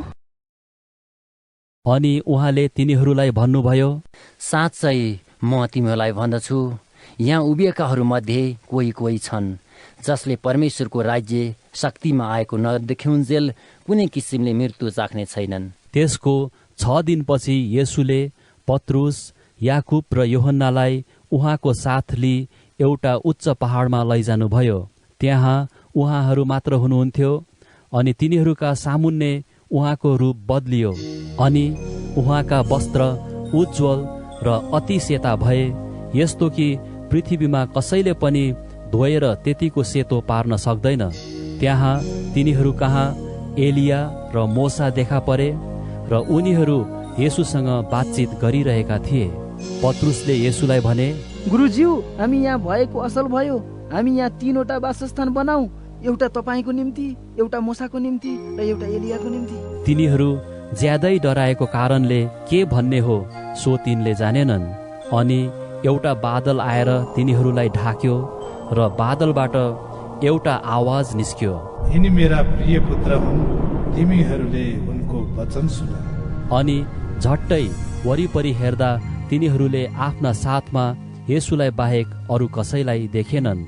उहाँहरू पहाडबाट ओर्लदै गर्नुहुँदा येशूले तिनीहरूलाई मानिसको पुत्र मृतकबाट पुनरुत्थान नहुन्जेल तिनीहरूले जे देखेका थिए त्यो कसैलाई नभन्नु भनी आज्ञा दिनुभयो।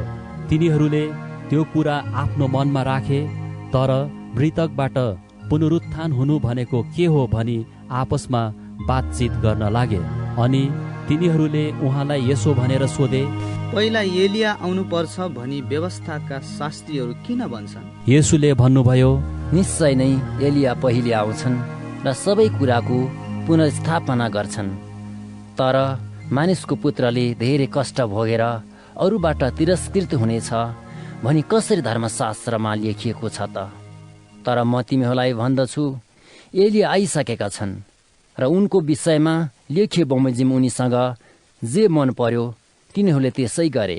उहाँहरू अरू चेलाहरू कहाँ फर्किआउँदा तिनीहरूलाई एउटा ठुलो भिडले घेरिराखेको र तिनीहरूसँग शास्त्रीहरूले बहस गरिरहेका उहाँहरूले देख्नुभयो। जम्मै भिडले उहाँलाई देख्ने बित्तिकै साह्रै आश्चर्य माने र उहाँ कहाँ दौडेर गई उहाँलाई अभिवादन गरे।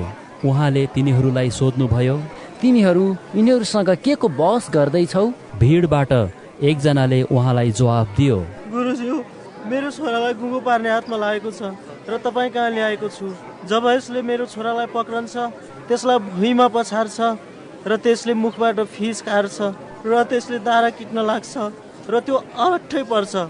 मैले तपाईँका चेलाहरूलाई त्यो भूत आत्मा निकालिदिउन् भनी बिन्ती गरेँ, तर तिनीहरूले सकेनन्। तब उहाँले तिनीहरूलाई जवाब दिनुभयो, ए अविश्वासी पुस्ता, म कहिलेसम्म तिमीहरूसँग रहँला? तिमीहरूलाई कति सहु, त्यसलाई म कहाँ ल्याऊ?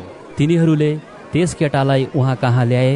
येशूलाई देख्ने बित्तिकै त्यस आत्माले केटालाई लछार पछार पार्यो र त्यो भुइँमा पछारिएर फिच काट्दै लडीबडी गर्न लाग्यो।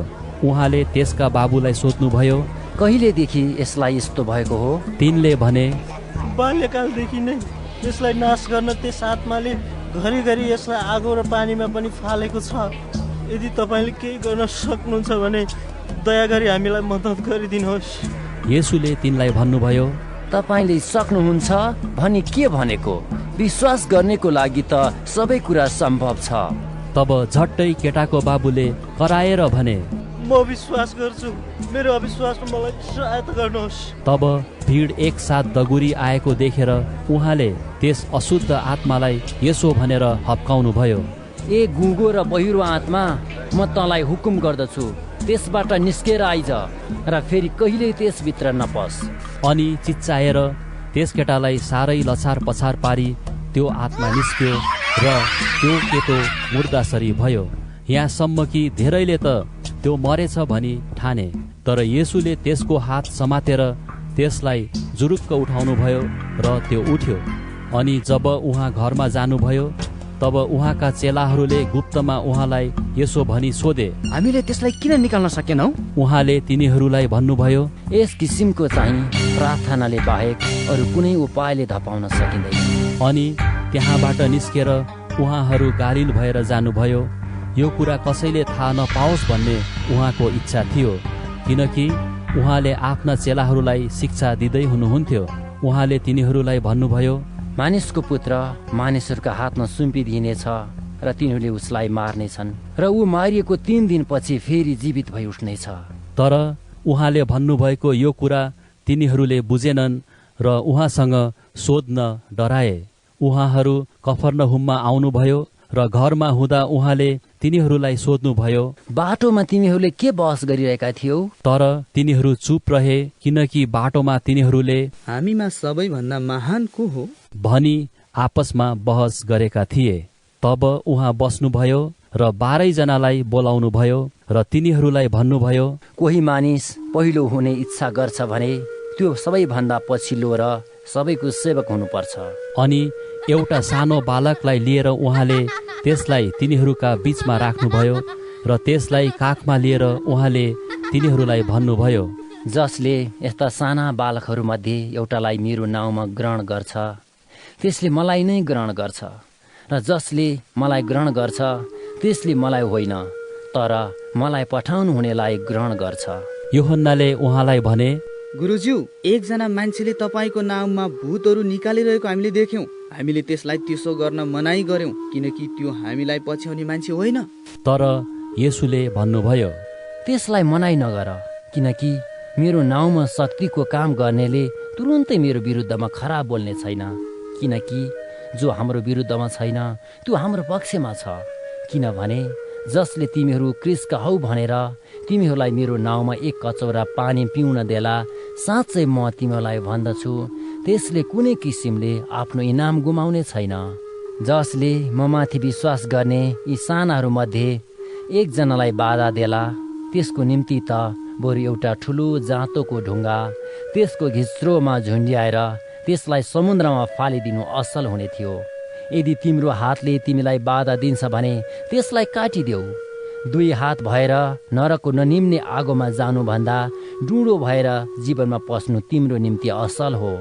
नरकमा त न किराहरू मर्दछन् न आगो नै निप्दछ। अनि तिम्रो खुट्टाले तिमीलाई बाधा दिन्छ भने त्यसलाई काटिदेऊ। 2 खुट्टा भएर नरकमा फालिनु भन्दा त खोरन्डो भएर जीवनमा पस्नु तिम्रो निम्ति असल हो। नरकमा न किराहरू मर्दछन् न आगो नै निप्दछ। यदि तिम्रो आँखाले तिमीलाई बाधा दिन्छ भने त्यसलाई झिकेर फालिदेऊ।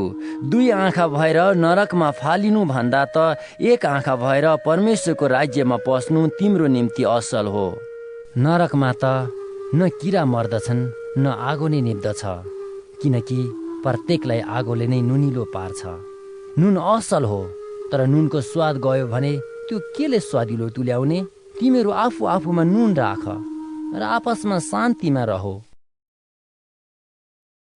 मर्कुस अध्याय 10। त्यस ठाउँलाई छोडेर यर्दन नदीको पारी यहुदियाको इलाकामा येशू जानुभयो र भिड उहाँ कहाँ भेला भयो। अनि उहाँको रीति अनुसार तिनीहरूलाई फेरि उहाँले शिक्षा दिनुभयो। फरिसीहरू उहाँ कहाँ आएर उहाँलाई परीक्षा गरी सोधे, के कोही मानिसले आफ्नो स्वास्नीसँग विवाह विच्छेद गर्नु न्यायसँग छ? उहाँले तिनीहरूलाई जवाफ दिएर भन्नुभयो, मूसाले तिमीहरूलाई के आज्ञा दिएका छन्? तिनीहरूले भने, एउटा त्यागपत्र लेखेर मानिसले आफ्नो स्वास्नीसँग विवाह विच्छेद गर्न सक्छ भने मूसाले अनुमति दिएका छन्। तर येशूले तिनीहरूलाई भन्नुभयो, तिमीहरूका हृदयको कठोरताले गर्दा उनले तिमीहरूलाई यो आज्ञा लेखिदिए। तर सृष्टिको आरम्भदेखि परमेश्वरले तिनीहरूलाई नर र नारी गरी बनाउनु भयो। यसै कारण मानिस आफ्ना बाबु र आमालाई छोडेर आफ्नो स्वास्नीसँग मिलिरहन्छ र ती 2 जना एउटै शरीर हुनेछन्। तिनीहरू फेरि 2 होइनन् तर एउटै शरीर हुन्छन्।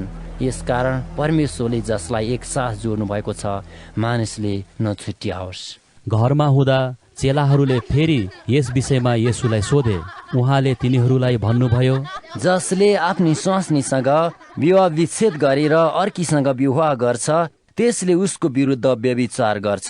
अनि यदि स्त्रीले आफ्नो लोग्नेसँग विवाह विच्छेद गरेर अर्कासँग विवाह गर्छ भने त्यसले व्यभिचार गर्छे। मानिसहरूले साना बालबालिकाहरूलाई येशूले छोइदिउन् भन्ने उद्देश्यले उहाँ कहाँ ल्याए, तर चेलाहरूले तिनीहरूलाई हकारे। तर यो देखेर येशू रिसाउनुभयो र तिनीहरूलाई भन्नुभयो, साना बाल बालिकाहरूलाई म कहाँ आउन देऊ, तिनीहरूलाई नरोक, किनभने परमेश्वरको राज्य यस्तैहरूको हो। साँच्चै म तिमीहरूलाई भन्दछु, जसले परमेश्वरको राज्यलाई एउटा सानो बालकले जस्तै ग्रहण गर्दैन त्यो कदापि त्यसभित्र पस्ने छैन। अनि उहाँले तिनीहरूलाई काखमा लिएर तिनीहरूमाथि आफ्नो हात राखी तिनीहरूलाई आशीर्वाद दिनुभयो। येशू बाटोमा जाँदै हुनुहुँदा एकजना मानिस दौडेर आई उहाँको अघि घुँडा टेक्यो र उहाँलाई सोध्यो, हे असल गुरु, अनन्त जीवन प्राप्त गर्नलाई मैले के गर्नुपर्छ?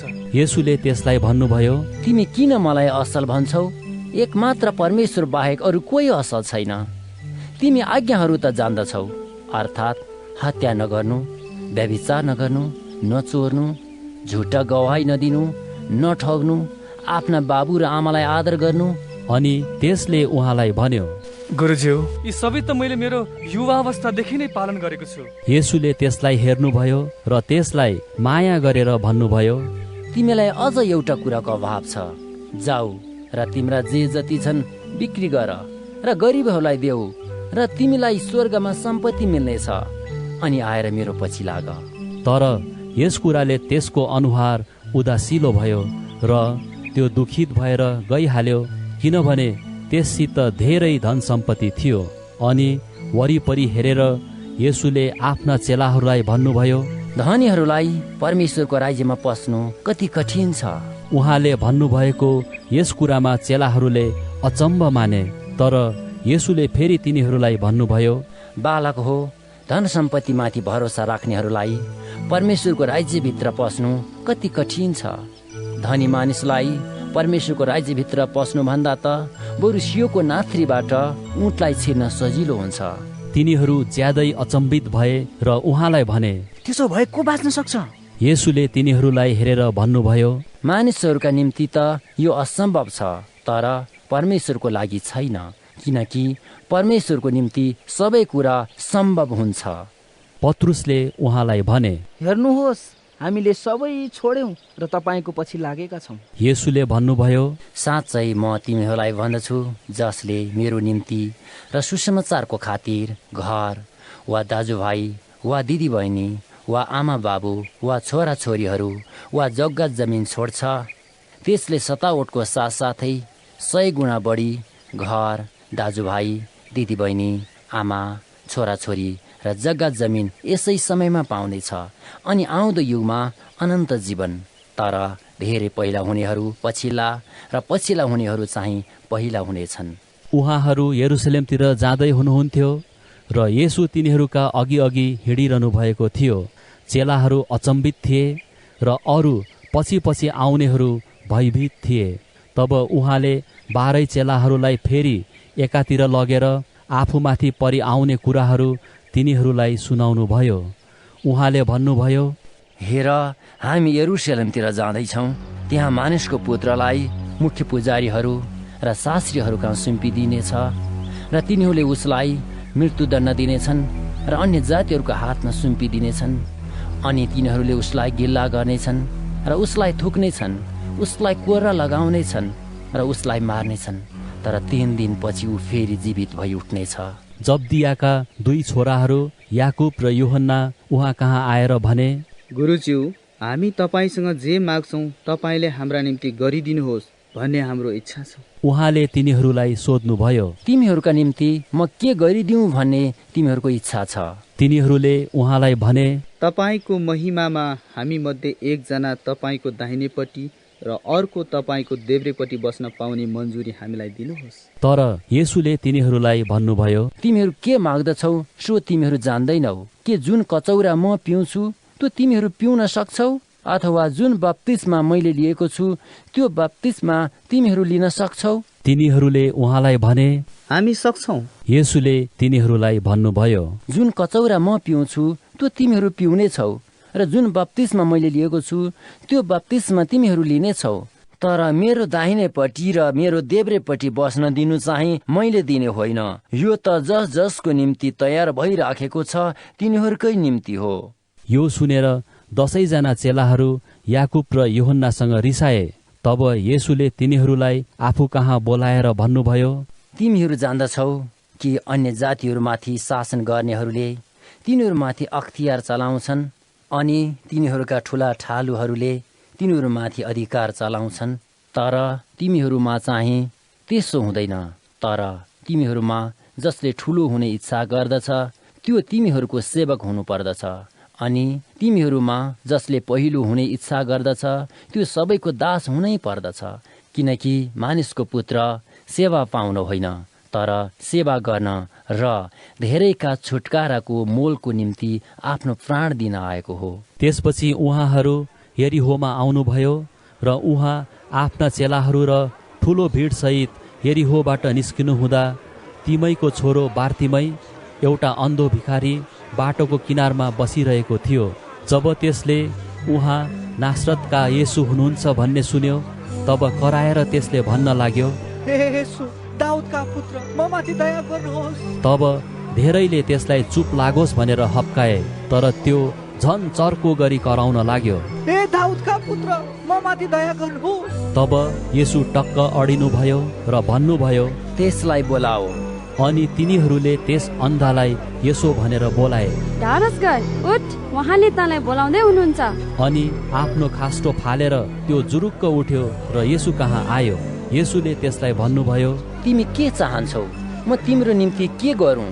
त्यस अन्धो मानिसले उहाँलाई भन्यो, रबी म दृष्टि पाऊ। अनि येशूले त्यसलाई भन्नुभयो, तिम्रो बाटो लाग, तिम्रो विश्वासले तिमीलाई निको पारेको छ। तब तुरुन्तै त्यसले दृष्टि पायो र बाटोमा येशूको पछि पछि लाग्यो। मर्कुस अध्याय 11। जब उहाँहरू यरुसलेमको नजिक जैतुन डाँडाको छेउमा बेतफागे र बेथानिया भन्ने ठाउँमा आइपुग्नुभयो तब उहाँले आफ्ना चेलाहरूमध्ये 2 जनालाई यसो भनेर पठाउनुभयो, तिमीहरूका सामुन्नेको गाउँमा जाओ र पस्ता पस्दै तिमीहरूले अहिलेसम्म कोही मानिस नचढेको एउटा गधाको बछेडो भेट्टाउनेछौ। त्यसलाई फुकाएर यहाँ ल्याओ। कसैले तिमीहरूलाई यो के गरेको भन्यो भने प्रभुलाई यसको खाँचो परेको छ र उहाँले चाँडै फर्काइदिनु नै छ भन। तब तिनीहरू गए र त्यो बछेडो खुला गल्लीमा एउटा घरको बाहिरपट्टि ढोकानेर बाँधिएको भेट्टाए र त्यसलाई फुकाए। त्यहाँ उभिएकाहरू मध्ये कसै कसैले तिनीहरूलाई सोधे, बछेडालाई फुकाएर तिमीहरू के गर्दैछौ? येशूले तिनीहरूलाई अराउनु भए जस्तै तिनीहरूले भने र उनीहरूले तिनीहरूलाई जान दिए। तिनीहरूले बछेडो येशू कहाँ ल्याए र आफ्ना वस्त्रहरू त्यसमाथि राखिदिए र उहाँ त्यसमाथि सवार हुनुभयो। धेरैले आफ्ना वस्त्रहरू र अरूहरूले मैदानबाट स्याउलाहरू काटेर बाटोमा ओछ्याए। अनि उहाँको अघि अघि हिँड्ने र पछि पछि आउनेहरूले यसो भन्दै जय ध्वनि लगाए, होसन्ना, धन्य उहाँ जो परम प्रभुको नाउँमा आउनुहुन्छ। धन्य होस् हाम्रा पिता दाउदको तो आउने राज्य, परम धाममा होसन्ना। उहाँ यरुसलेममा आएर मन्दिरभित्र पस्नुभयो अनि उहाँले वरिपरिका सब थोकमाथि नजर गर्नु भएपछि अबेला भएको हुनाले 12 जनाका साथमा उहाँ बेथानिया जानुभयो। भोलिपल्ट उहाँहरू बेथानियाबाट आउनुहुँदा उहाँ भोकाउनु भयो अनि टाढामा पातले भरिएको एउटा अन्जिरको रुख देखेर कतै त्यसमा केही फल पाउँछु कि भनेर उहाँ जानुभयो। तर त्यहाँ पुग्नु भएपछि उहाँले रुखमा पात बाहेक केही पाउनु भएन, किनकि त्यस बेला अन्जिरको फल फल्ने समय भएको थिएन। तब उहाँले त्यस रुखलाई भन्नुभयो, अब उसो कसैले पनि तँबाट फल नखाओस्। अनि यो भनेको उहाँका चेलाहरूले सुने। अनि यरुसलेममा पुग्नु भएपछि उहाँ मन्दिरभित्र पस्नुभयो अनि मन्दिरमा किनबेच गर्नेहरूलाई बाहिर निकाल्नुभयो र पैसा साट्नेका टेबलहरू र परेवा बेच्नेका बस्ने ठाउँहरू पल्टाइदिनुभयो। उहाँले कसैलाई कुनै थोक मन्दिरबाट लैजान दिनु भएन। अनि उहाँले शिक्षा दिँदै भन्नुभयो, के यसो लेखिएको छैन, मेरो घर सब जातिहरूका निम्ति प्रार्थनाको घर कहलाइने छ, तर तिमीहरूले त यसलाई डाकुहरूको अड्डा बनाएका छौ। अनि मुख्य पुजारीहरू र शास्त्रीहरूले यो सुनेर उहाँलाई कसरी नाश पारौँ भनी उपाय खोज्न लागे, किनभने तिनीहरू उहाँसँग डराउँथे, किनकि सारा भिडले उहाँको शिक्षामा अचम्म मानेका थिए। साँझ पर्दा उहाँ सहर बाहिर निस्केर जानुभयो। बिहान त्यहाँबाट पहिलेकै बाटो जानुहुँदा उहाँहरूले त्यस अन्जिरको रुखलाई जरैबाट सुकेको देख्नुभयो। अनि पत्रुसलाई यो सम्झना भयो र तिनले उहाँलाई भने, रब्बी, हेर्नुहोस्, तपाईले शराब दिनुभएको अन्जुरको रुख त सुकेछ। येशूले तिनीहरूलाई जवाब दिएर भन्नुभयो, परमेश्वरमा विश्वास राख। साँच्चै म तिमीहरूलाई भन्दछु, यदि कसैले आफ्नो हृदयमा शङ्का गर्दैन तर आफूले भनेका कुरा पूरा हुन्छ भनी विश्वास गरेर यस पहाडलाई उखेलिएर तँ समुद्रमा खस भन्यो भने त्यसको निम्ति त्यस्तै हुनेछ। यसकारण म तिमीहरूलाई भन्दछु, तिमीहरूले प्रार्थनामा जेसुकै माग्छौ सो पाएका छौ भन्ने विश्वास राख र त्यो तिमीहरूको हुनेछ। जब तिमीहरू प्रार्थना गर्न खडा हुन्छौ तब कसैको विरुद्धमा तिमीहरूको केही छ भने क्षमा गर, ताकि स्वर्गमा हुनुहुने तिमीहरूका पिताले पनि तिमीहरूका अपराधहरू क्षमा गरिदिउन्। तर क्षमा गरेनौ भने स्वर्गमा हुनुहुने तिमीहरूका पिताले पनि तिमीहरूका अपराधहरू क्षमा गर्नुहुने छैन। उहाँहरू फेरि यरुसलेममा आउनुभयो। अनि येशू मन्दिरमा यताउता हिँडिरहनुहुँदा मुख्य पुजारीहरू, शास्त्रीहरू, धर्मगुरुहरू उहाँ कहाँ आए। तिनीहरूले उहाँलाई प्रश्न गरे, कुन अधिकारले तिमी यी कामहरू गर्दछौ?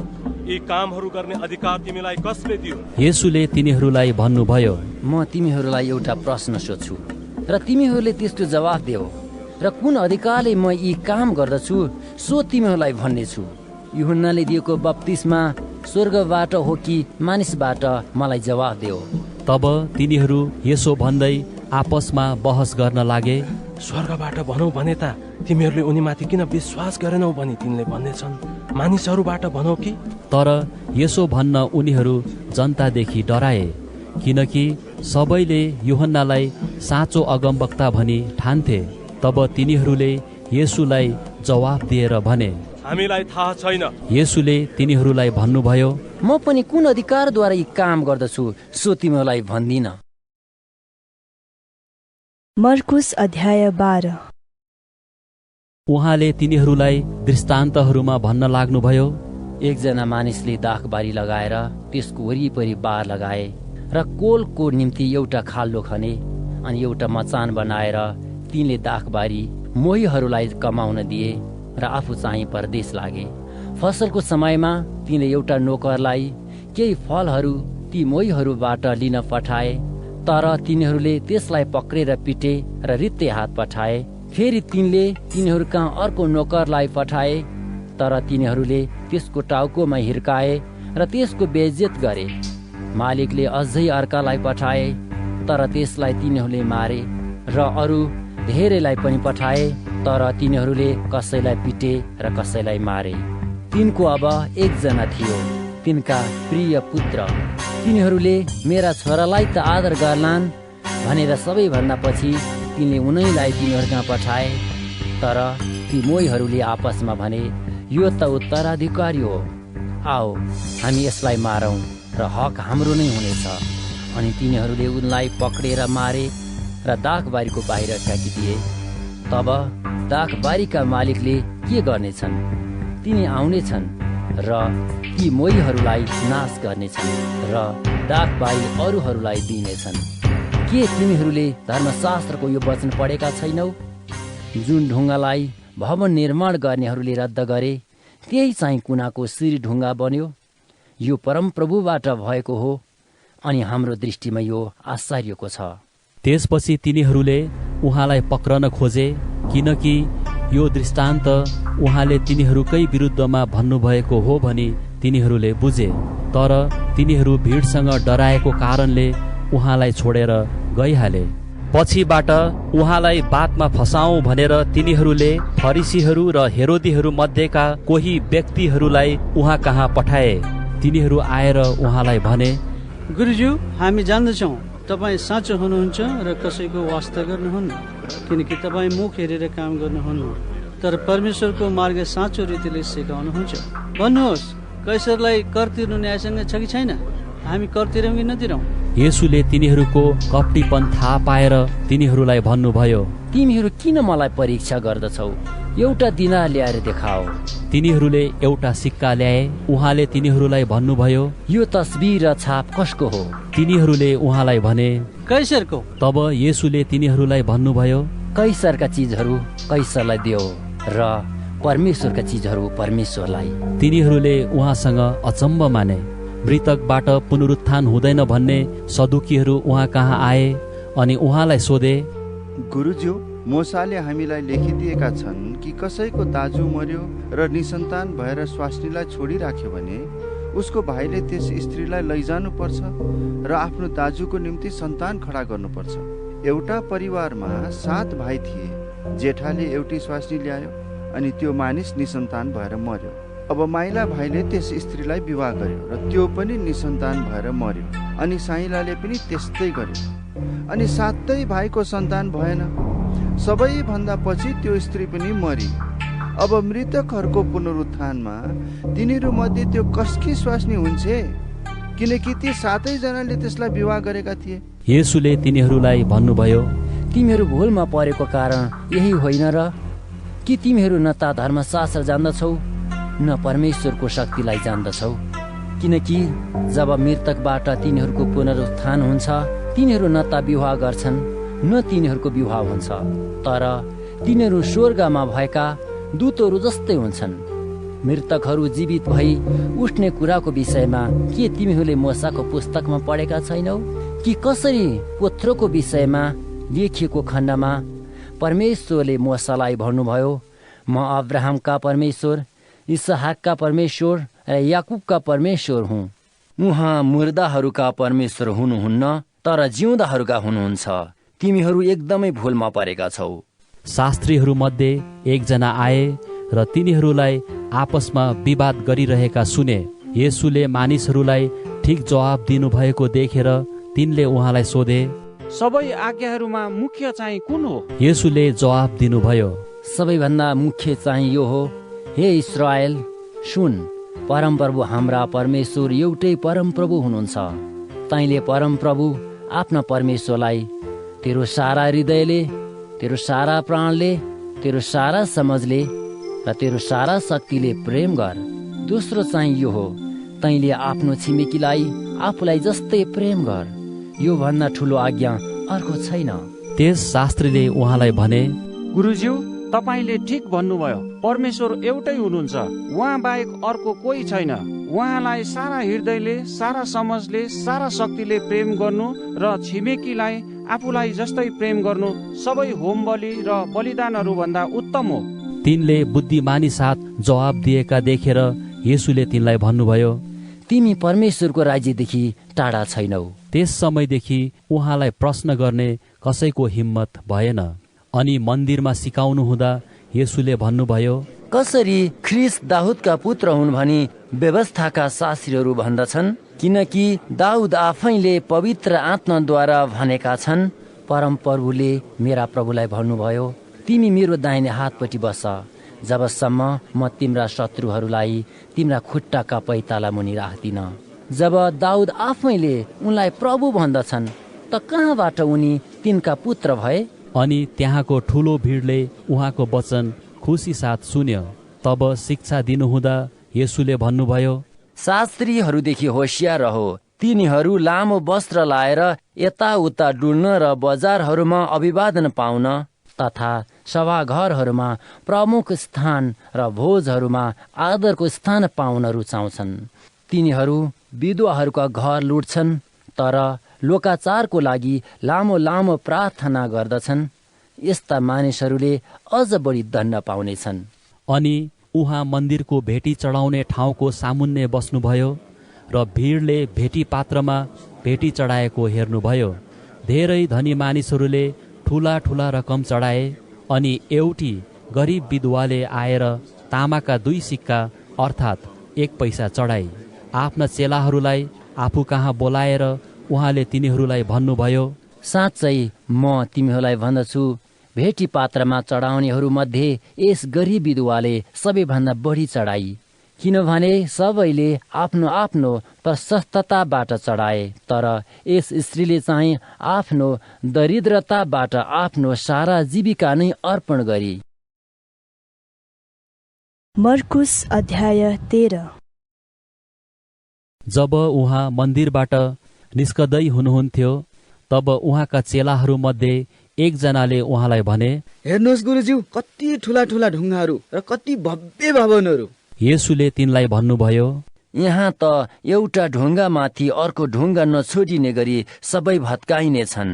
अनि उहाँ मन्दिरको सामुन्ने जैतुन डाँडामा बस्नुहुँदा पत्रुस, याकुब, यूहन्ना र अन्द्रियासले उहाँलाई गुप्तमा सोधे, हामीलाई भन्नुहोस्, यी घटनाहरू कहिले हुनेछन् र यी सब कुरा पूरा हुनका निम्ति के चिन्ह हुनेछ?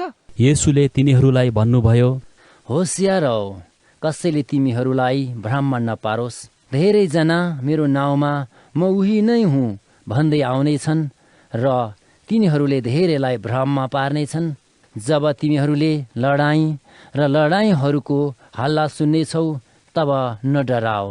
यस्ता घटनाहरू हुनु आवश्यक छ, तर अन्त्यको दिन आउनु अझ बाँकी नै छ। किनभने जातिको विरुद्धमा जाति र राज्यको विरुद्धमा राज्य खडा हुनेछ। ठाउँ ठाउँमा भूकम्पहरू जानेछन् अनि कालहरू हुनेछन्। यो चाहिँ स्त्रीलाई प्रसव वेदना सुरु भए झैं सङ्कष्टको आरम्भ हो। तिमीहरू आफ्ना विषयमा होशियार हो।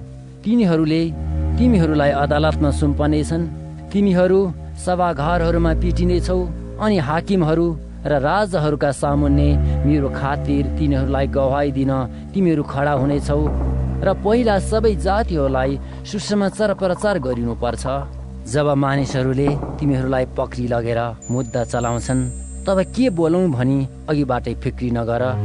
तर त्यसै बेला जे तिमीहरूलाई दिइन्छ त्यही बोल, किनकि बोल्ने तिमीहरू होइनौ, तर पवित्र आत्मा हुनुहुनेछ। एउटा भाइले अर्को भाइलाई मृत्युको लागि सुम्पनेछ र त्यसै गरी बाबुले छोरालाई, छोराछोरीहरू आमा बाबुहरूका विरुद्धमा खडा हुनेछन् र तिनीहरूलाई मार्न लाउनेछन्।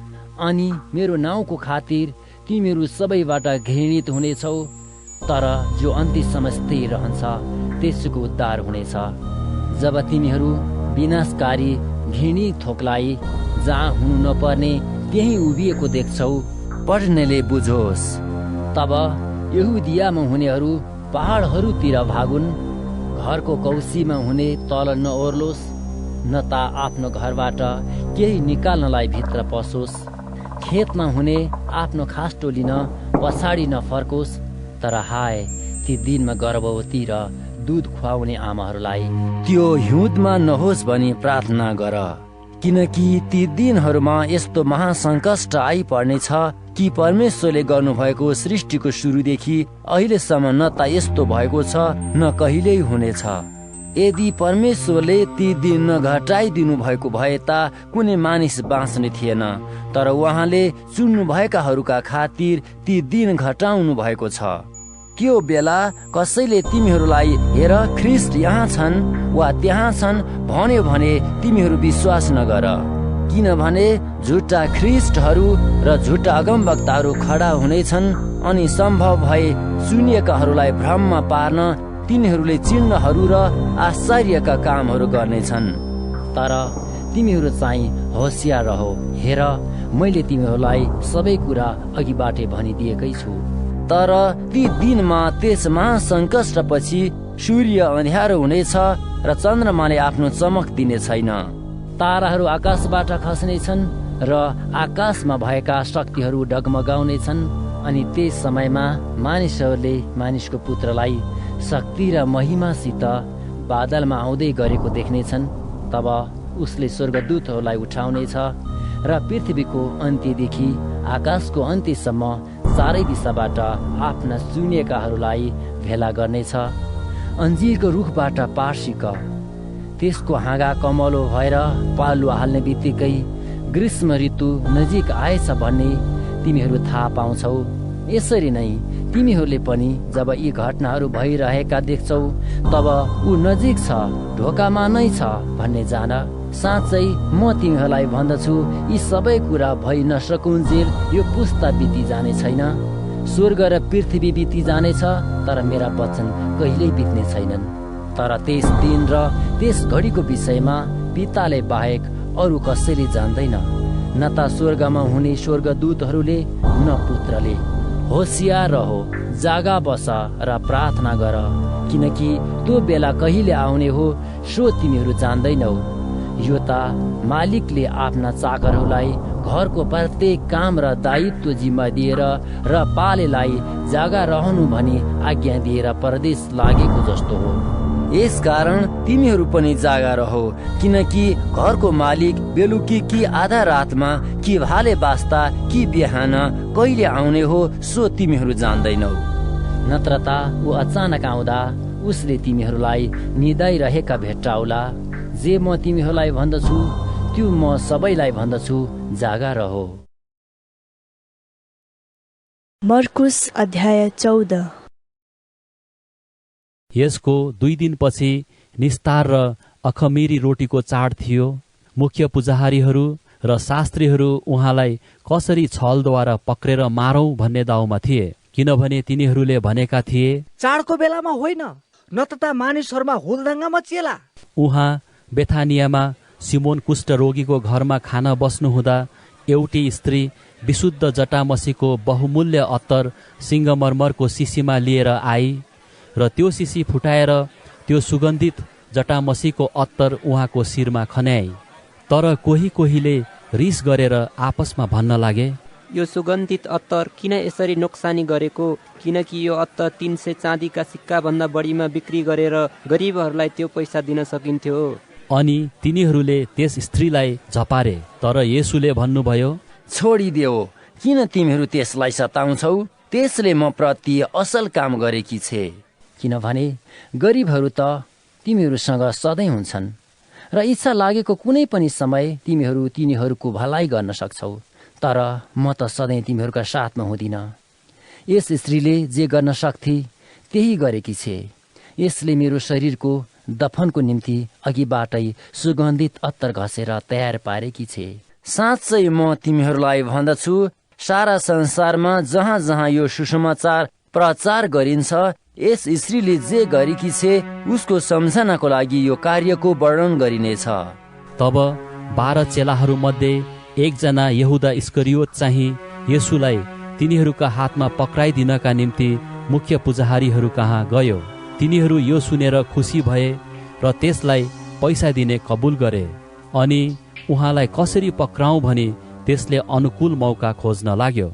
अखमिरी रोटीका चाडको प्रथम दिनमा जब तिनीहरूले निस्तार चाडको थुमा बलिदान चढाउँथे, उहाँका चेलाहरूले उहाँलाई सोधे, तपाईको इच्छा के छ? हामी कहाँ गएर तपाईको निम्ति निस्तार चाडको भोज तयार गरौं? अनि उहाँले आफ्ना चेलाहरू मध्ये 2 जनालाई यसो भनेर पठाउनु भयो, शहरमा जाओ र घैलामा पानी बोकेर लैजाने एकजना मानिसले तिमीहरूलाई भेट्नेछ। उसको पछि लाग। त्यो मानिस जहाँ पस्ला त्यस घरका मालिकलाई भन, गुरुज्यू भन्नुहुन्छ, मेरा चेलाहरूसँग निस्तारको भोज खाने मेरो पाहुना कोठा कहाँ छ? अनि तिनले तिमीहरूलाई सजी सजाउ गरेर तयार पारिएको माथिल्लो तलाको एउटा ठुलो कोठा देखाउनेछन् र त्यही तिमीहरूले हाम्रा निम्ति भोज तयार गर। तब ती चेलाहरू गए र शहरमा पसे।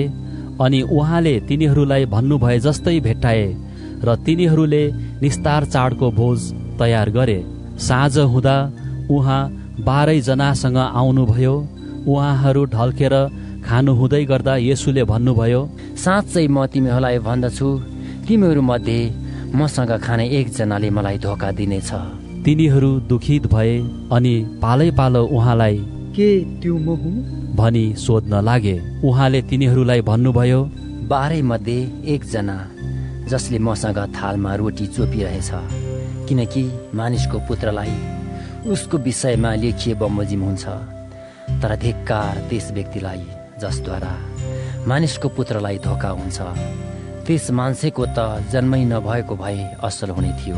अनि खाइरहनु हुँदा येशूले रोटी लिनुभयो, आशीर्वाद दिनुभयो र भाँच्नुभयो र तिनीहरूलाई दिँदै भन्नुभयो, लियो, यो मेरो शरीर हो। अनि कचौरा लिएर धन्यवाद दिनुभएपछि उहाँले तिनीहरूलाई दिनुभयो र तिनीहरू सबैले त्यसबाट पिए। अनि उहाँले तिनीहरूलाई भन्नुभयो, यो नयाँ करारको मेरो रगत हो, जो धेरैका निम्ति बहाइन्छ। साँच्चै म तिमीहरूलाई भन्दछु, म दाहको रसबाट त्यस दिनसम्म पिउने छैन, जहिलेसम्म परमेश्वरको राज्यमा त्यो नयाँ गरी पिउँदिन। अनि एउटा भजन गाएर उहाँहरू निस्केर जैतुन डाँडातिर जानुभयो। येशूले तिनीहरूलाई भन्नुभयो, तिमीहरू सबै पछि हटिजानेछौ, किनकि यस्तो लेखिएको छ, म गोठालालाई प्रहार गर्नेछु र भेडाहरू तितर बितर हुनेछन्। तर म जीवित भई उठेपछि म तिमीहरू भन्दा पहिले गालिलमा जानेछु। पत्रुसले उहाँलाई भने, सबैजना पछि हटे तापनि म चाहिँ हट्ने छैन। तब येशूले तिनलाई भन्नुभयो, साँच्चै म तिमीहरूलाई भन्दछु, आजकै राति भारे 2 पल्ट बाँच्न अघि तिमीले मलाई 3 पल्ट इन्कार गर्नेछौ। तर तिनले झन जोड दिएर भने, तपाईसँग म मर्नै परे तापनि म तपाईँलाई इन्कार गर्ने छैन। अनि तिनीहरू सबैले त्यसै भने। त्यसपछि उहाँहरू गेतसमनी नाउँ भएको ठाउँमा जानुभयो र उहाँले आफ्ना चेलाहरूलाई भन्नुभयो, मैले प्रार्थना गरुन्जेल तिमीहरू यहीँ बस। तब उहाँले पत्रुस, याकुब र यूहन्नालाई साथमा लैजानुभयो र उहाँ अत्यन्तै विचलित र ज्यादै खिन्न हुन लाग्नुभयो। उहाँले तिनीहरूलाई भन्नुभयो, मेरो आत्मा मृत्युसम्मै शोकले व्याकुल भएको छ, तिमीहरू यहीँ बस र जागा रहो। अनि अलि पर गएर उहाँ भुइँमा घोप्टिनुभयो र हुन सक्छ भने त्यो घडी उहाँबाट टलोस् भनी प्रार्थना गर्नुभयो। अनि उहाँले भन्नुभयो, अब्बा पिता, तपाईँको निम्ति सबै कुरा सम्भव छ। यो कचौरा मबाट हटाइदिनुहोस्, तर पनि मैले इच्छा गरे जस्तो होइन, तपाईँले इच्छा गर्नुभए जस्तो होस्। उहाँ फेरि आउनुहुँदा तिनीहरूलाई निदाइरहेका भेट्टाउनुभयो। उहाँले पत्रुसलाई भन्नुभयो, सिमोन, के तिमी निदाइरहेछौ? के 1 घण्टा पनि जागा बस्न सकेनौ? जागा रहो अनि प्रार्थना गर र तिमीहरू परीक्षामा नपर। आत्मा त साँच्चै तयार छ, तर शरीर दुर्बल छ। फेरि गएर उहाँले दोहोऱ्याएर त्यही प्रार्थना गर्नुभयो। फेरि आएर उहाँले तिनीहरूलाई निदाइरहेका भेट्टाउनुभयो, किनभने तिनीहरूका आँखा निद्राले साह्रै लट्टिएका थिए र उहाँलाई के जवाब दिने हो सो जानेनन्। उहाँ तेस्रो पल्ट आउनुभयो र तिनीहरूलाई भन्नुभयो, के तिमीहरू अझै निदाउँदैछौ र आराम गरिरहेका छौ? अब भयो, बेला आइपुग्यो। हेर, मानिसको पुत्र पापीहरूको हातमा पक्राउ पर्न लागेको छ। उठ, जाउँ। हेर, मलाई विश्वासघात गर्ने नजिकै छ। येशू बोल्दै हुनुहुँदा 12 चेलाहरू मध्येको एकजना यहुदा अचानक त्यहाँ देखा पर्यो। मुख्य पुजारीहरू, शास्त्रीहरू र धर्मगुरुहरूले पठाएको एक दल तरवार र लाठो लिएर त्यससँग त्यहाँ आयो। उहाँलाई विश्वासघात गर्नेले तिनीहरूलाई यस्तो एउटा सङ्केत दिएको थियो, जसलाई म मुहाई खाउँला त्यो व्यक्ति तिनै हुन्, तिनलाई पक्र र पहरा दिएर लैजाओ। अनि सोझै येशू कहाँ गएर यहुदाले भन्यो, हे रब्बी, र उहाँलाई मुहाई खायो। तब तिनीहरूले येशूलाई समाते र गिरफ्तार गरे। त्यहाँ नजिक उभिनेहरू मध्ये कुनै एउटाले तरवार धुतेर प्रधान पुजारीको कमारालाई प्रहार गर्यो र त्यसको कान च्वाट्ट काटिदियो। येशूले तिनीहरूलाई भन्नुभयो, के तिमीहरू एउटा डाकुलाई जस्तै तरवार र लौरा समेत लिएर मलाई पक्रन आएका छौ? दिन मन्दिरमा सिकाउँदै म तिमीहरूसँग थिएँ र तिमीहरूले मलाई गिरफ्तार गरेनौ, तर धर्मशास्त्र पुरा होस्। अनि सबै चेलाहरू उहाँलाई त्यागेर भागे। आफ्नो शरीरलाई एउटा सुती कपडाले मात्र बेरेको एकजना जवान उहाँको पछि लाग्यो। तिनीहरूले त्यस जवानलाई समाते, तर कपडा छोडेर त्यो नाङ्गै भाग्यो। तब तिनीहरूले येशूलाई प्रधान पुजारी कहाँ लगे र त्यहाँ सबै मुख्य पुजारीहरू, धर्मगुरुहरू र शास्त्रीहरू त्यहाँ जम्मा भएका थिए। पत्रुस चाहिँ टाढैबाट प्रधान पुजारीको आँगनभित्र उहाँको पछि पछि लागे अनि त्यहाँ सिपाहीहरूसँग बसेर तिनी आगो ताप्न लागे। अब मुख्य पुजारी र जम्मै महासभाले येशूलाई मार्नको निम्ति उहाँको विरुद्धमा गवाही खोजे, तर केही पाएनन्। धेरैले उहाँको विरुद्धमा झुटो गवाही दिए, तर तिनीहरूले दिएको गवाहीले मेल खाएन। कसैले उठेर उहाँको विरुद्धमा यसो भन्दै गवाही दिए, यसले यसो भनेको हामीले सुन्यौं, मानिसको हातले बनाएको यो मन्दिर म भत्काउने छु र हातै बिना बनाइएको अर्को मन्दिर म 3 दिनमा निर्माण गर्नेछु। तर यसमा पनि तिनीहरूको गवाही एकै मतको थिएन। तब प्रधान पुजारीले बीचमा खडा भएर येशूलाई सोधे, के तसँग केही जवाफ छैन? यी मानिसहरूले तेरो विरुद्धमा गवाही दिएको के हो? तर येशू चुप लाग्नुभयो र केही जवाब दिनु भएन। फेरि प्रधान पुजारीले उहाँलाई सोधे, के त परम धन्यको पुत्र ख्रीष्ट होस्? येशूले भन्नुभयो, म हुँ। अनि तपाईहरूले मानिसको पुत्रलाई सर्वशक्तिमानको दाहिने बाहुलीतर्फ बसिरहेको र आकाशका बादलहरूका साथमा आइरहेको देख्नुहुनेछ। तब प्रधान पुजारीले आफ्नो वस्त्र च्यातेर भने, हामीलाई अरू साक्षीहरूको के दरकार पर्यो र? तिमीहरूले ईश्वर निन्दा त सुनिहाल्यौ, तिमीहरूको के विचार छ? अनि तिनीहरू सबैले उहाँलाई मृत्युदण्डको योग्य ठहराए। अनि कोहीले उहाँलाई थुक्न लागे र उहाँको मुख छोपेर उहाँलाई थप्पड हानेर भने, त्यसपछि पहरादारले उहाँलाई आफ्नो जिम्मामा लिए र उहाँलाई मुक्का हाने। पत्रुस तल आँगनमा हुँदा प्रधान पुजारीका नोकर्नीहरू मध्ये एकजना त्यहाँ आई र पत्रुसलाई आगो तापिरहेका देखेर तिनलाई निहालेर हेरी भने, तिमी पनि यीशु नासरीसँगै थियौ। तर तिनले यसो भन्दै इन्कार गरे, तिमीले के भने कि तँ न जान्दछु न बुझ्दछु? अनि तिनी बाहिरको मूल ढोकातिर गए अनि भाले बास्यो। नोकर्नीले उभिनेहरूसँग फेरि भन्न लागि, यिनी त तिनीहरू मध्येका एक हुन्। तर पत्रुसले फेरि इन्कार गरे। तर केही बेरपछि वरपर उभिनेहरूले फेरि पत्रुसलाई भने, पक्कै तिमी तिनीहरू मध्येका एक हौ, किनकि तिमी गालिली हौ। तर तिनले आफूलाई धिक्कार्दै किरिया खाएर भन्न लागे, जसको विषयमा तिमीहरू भन्छौ त्यस मानिसलाई म चिन्दिन। अनि तुरुन्तै दोस्रो पल्ट भाले बास्यो र पत्रुसलाई येशूले यसो भन्नुभएको कुरा सम्झना भयो, भाले 2 पल्ट बास्न अघि तिमीले मलाई 3 पल्ट इन्कार गर्नेछौ। अनि त्यस कुरालाई सम्झेर तिनी धुरु धुरु रोए। मर्कुस अध्याय 15। बिहान हुने बित्तिकै मुख्य पुजारीहरू, धर्मगुरुहरू, शास्त्रीहरू र जम्मै महासभाले आपसमा सल्लाह गरी येशूलाई बाँधेर लगे र पिलातस कहाँ सुम्पिदिए। पिलातसले उहाँलाई सोधे, के तिमी यहुदीहरूका राजा हौ? उहाँले उनलाई जवाब दिनुभयो, तपाईँ नै त्यसो भन्नुहुन्छ। मुख्य पुजारीहरूले उहाँमाथि धेरै कुराको दोष लगाए। पिलातसले उहाँलाई फेरि यसो भनेर सोधे, के तिमीसित केही जवाब छैन? हेर, तिम्रो विरुद्धमा तिनीहरूले कति कुराहरूको दोष लगाउँछन्। तर येशूले फेरि केही जवाब दिनु भएन, यहाँसम्म कि पिलातस छक्क परे। निस्तार चाडको बेला मानिसहरूले मागेको एकजना कैदीलाई तिनीहरूका निम्ति पिलातसले छोड्ने गर्थे। विद्रोहको समयमा हत्या गर्ने विद्रोहीहरू झ्यालखानमा थिए। तीमध्ये बारब्बा नाउँको एकजना त्यहाँ थियो। भिड आयो र पिलातसलाई उनको चलन अनुसार तिनीहरूका निम्ति गरिदिउन् भनी बिन्ती गर्न लाग्यो। पिलातसले यसो भनेर तिनीहरूलाई प्रश्न गरे, के म तिमीहरूका निम्ति यहुदीहरूका राजालाई छोडिदिउँ भन्ने तिमीहरू चाहन्छौ? किनकि ईर्ष्याले गर्दा नै मुख्य पुजारीहरूले येशूलाई उनी कहाँ सुम्पेका हुन् भनी उनलाई थाहा थियो। तर बरु बारब्बालाई तिनीहरूका निम्ति उनले छोडिदिउन् भनेर मुख्य पुजारीहरूले भिडलाई सुर्याए।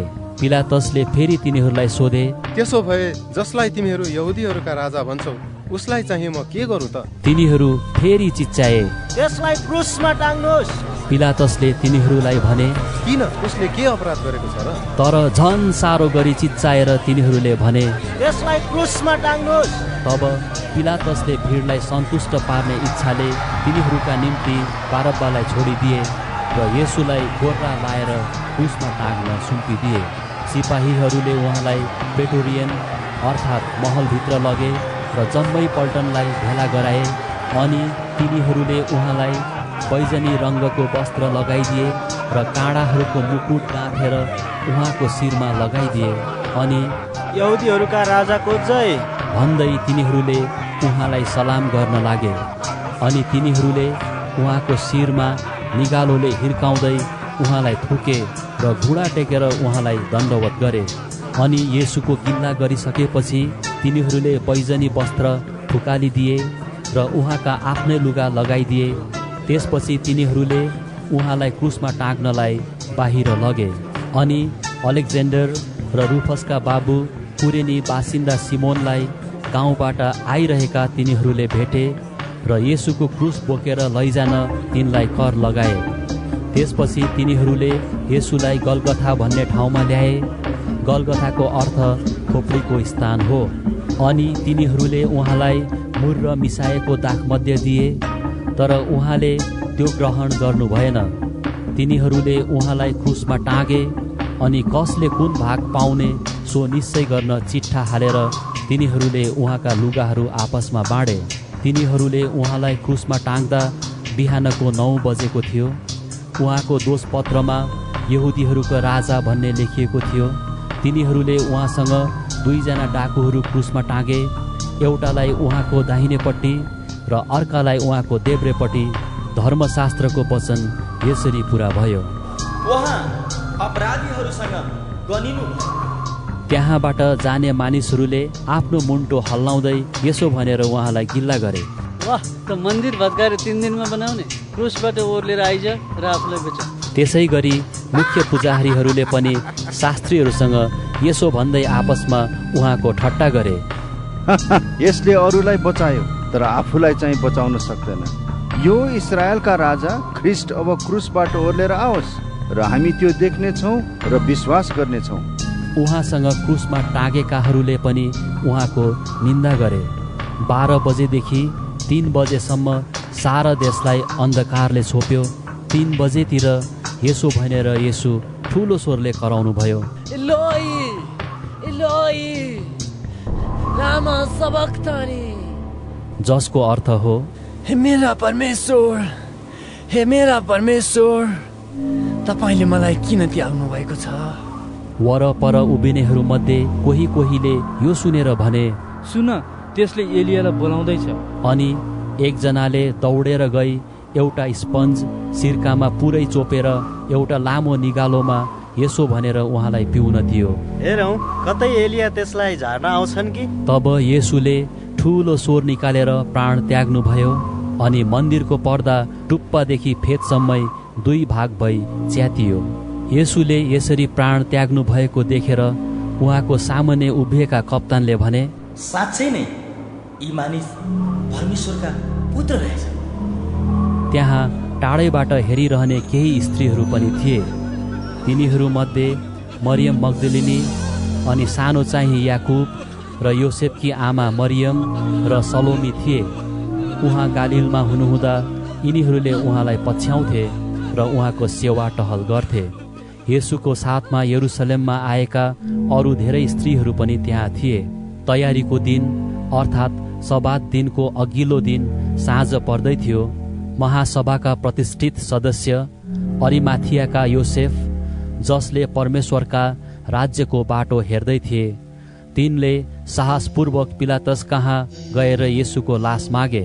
येशू अघि नै मरिसक्नु भएको सुन्दा पिलातस छक्क परे अनि कप्तानलाई आफू कहाँ बोलाएर उहाँको मृत्यु भएको हो कि होइन भनी सोधपुछ गरे। उहाँको मृत्यु भइसकेको कुरा कप्तानबाट थाहा पाएपछि पिलातसले यीशुको मृत शरीर योसेफलाई लैजाने अनुमति दिए। अनि योसेफले मलमलका कपडा किने र लास तल झारेर कपडाले बेरे अनि चट्टानमा खोपेर बनाइएको एउटा चिहानमा राखे। त्यसपछि चिहानको मुखमा तिनले एउटा ढुङ्गा राखिदिए। मरियम मग्दलिनी र योसेफकी आमा मरियमले उहाँलाई राखेको ठाउँ हेरिराखेका थिए। मर्कुस अध्याय 16। सब्बात दिन बितेपछि मरियम मग्दलिनी र याकुबकी आमा मरियम र सलोमीले सुगन्धित द्रव्य येशूको शरीरमा घस्नलाई किने। साताको पहिलो दिनमा बिहानै घाम झुल्कँदा तिनीहरू चिहानमा गए। अनि तिनीहरूले आपसमा भने, हाम्रा निम्ति चिहानको ढोकाको ढुङ्गा कसले हटाइदेला। अनि मास्तिर हेर्दा तिनीहरूले चिहानको त्यो ढुङ्गा हटाइराखेको देखे। त्यो ढुङ्गा खुब ठुलो थियो। अनि चिहानभित्र पसेर तिनीहरूले सेतो वस्त्र लाएको एउटा जवान मानिसलाई दाहिनेपट्टि बसिरहेको देखे र तिनीहरू आश्चर्यचकित भए। तर उनले तिनीहरूलाई भने, आश्चर्य नमान, तिमीहरू नासरतका येशूलाई खोज्दछौ जो क्रुसमा टाँगिनु भएको थियो। उहाँ जीवित भई उठ्नु भएको छ। उहाँ यहाँ हुनुहुन्न। उहाँलाई राखेको ठाउँ हेर, जाऊ र उहाँका चेलाहरू र पत्रुसलाई भनिदेऊ कि उहाँ तिमीहरूका अघि गालिलमा जाँदै हुनुहुन्छ। उहाँले तिमीहरूलाई भन्नुभए बमोजिम तिमीहरू उहाँलाई त्यहाँ देख्नेछौ। तिनीहरू निस्केर चिहानबाट दौडे, किनकि डर र आश्चर्यले तिनीहरू कामिरहेका थिए। अनि तिनीहरूले कसैलाई केही भनेनन्, किनकि तिनीहरू डराएका थिए। हप्ताको पहिलो दिनको बिहानै उहाँ जीवित भई उठ्नु भएपछि उहाँ पहिले मरियम मग्दलिनी कहाँ देखा पर्नुभयो। तिनीबाट येशूले 7 भूतहरू निकाल्नु भएको थियो। मरियमले गएर उहाँका चेलाहरूलाई यो खबर दिइन्। तिनीहरू बिलाप गर्दै रोइरहेका थिए। तर जब येशू जीवित हुनुभयो र मरियम कहाँ देखा पर्नुभयो भन्ने कुरा तिनीहरूले सुने, तब तिनीहरूले पत्याएनन्। त्यसपछि 2 चेलाहरू गाउँतिर गइरहेको बेला तिनीहरू कहाँ उहाँ अर्को रूपमा देखा पर्नुभयो। अनि तिनीहरू फर्केर गई अरूहरूलाई बताए, तर तिनीहरूले उनीहरूलाई पनि विश्वास गरेनन्। पछिबाट उहाँ 11 चेलाहरू कहाँ तिनीहरू भोजनमा बसेको बेला देखा पर्नुभयो। अनि तिनीहरूको अविश्वास र हृदयका कठोरताको लागि उहाँले तिनीहरूलाई हप्काउनु भयो, किनभने उहाँ मृतकबाट जीवित भई उठ्नु भएपछि उहाँलाई देख्नेहरूका कुरा तिनीहरूले विश्वास गरेका थिएनन्। अनि उहाँले तिनीहरूलाई भन्नुभयो, सारा संसारमा गएर सारा सृष्टिलाई सुसमाचार प्रचार गर। विश्वास गर्ने र बप्तिस्मा लिनेले उद्धार पाउनेछ, तर विश्वास नगर्ने दोषी ठहरिनेछ। विश्वास गर्नेहरूसँग यी चिन्हहरू हुनेछन्। मेरो नाउँमा तिनीहरूले भूतहरू धपाउनेछन्। तिनीहरूले नयाँ भाषाहरू बोल्नेछन्। तिनीहरूले सर्पहरू समात्नेछन् र कुनै विषालु कुरा पिए तापनि कुनै किसिमले त्यसले तिनीहरूको हानि गर्ने छैन। तिनीहरूले रोगीहरूमाथि आफ्ना हात राख्नेछन् र तिनीहरू निको हुनेछन्। तब यसरी तिनीहरूसँग बोलिसक्नु भएपछि प्रभु येशू स्वर्गारोहण हुनुभयो र परमेश्वरको दाहिने बाहुलीतर्फ विराजमान हुनुभयो। अनि ती चेलाहरूले गएर सबै ठाउँमा प्रचार गरे। प्रभुले तिनीहरूका साथमा काम गर्दै रहनुभयो र चिन्हहरूद्वारा वचनलाई सुदृढ पार्नुभयो। आमीन।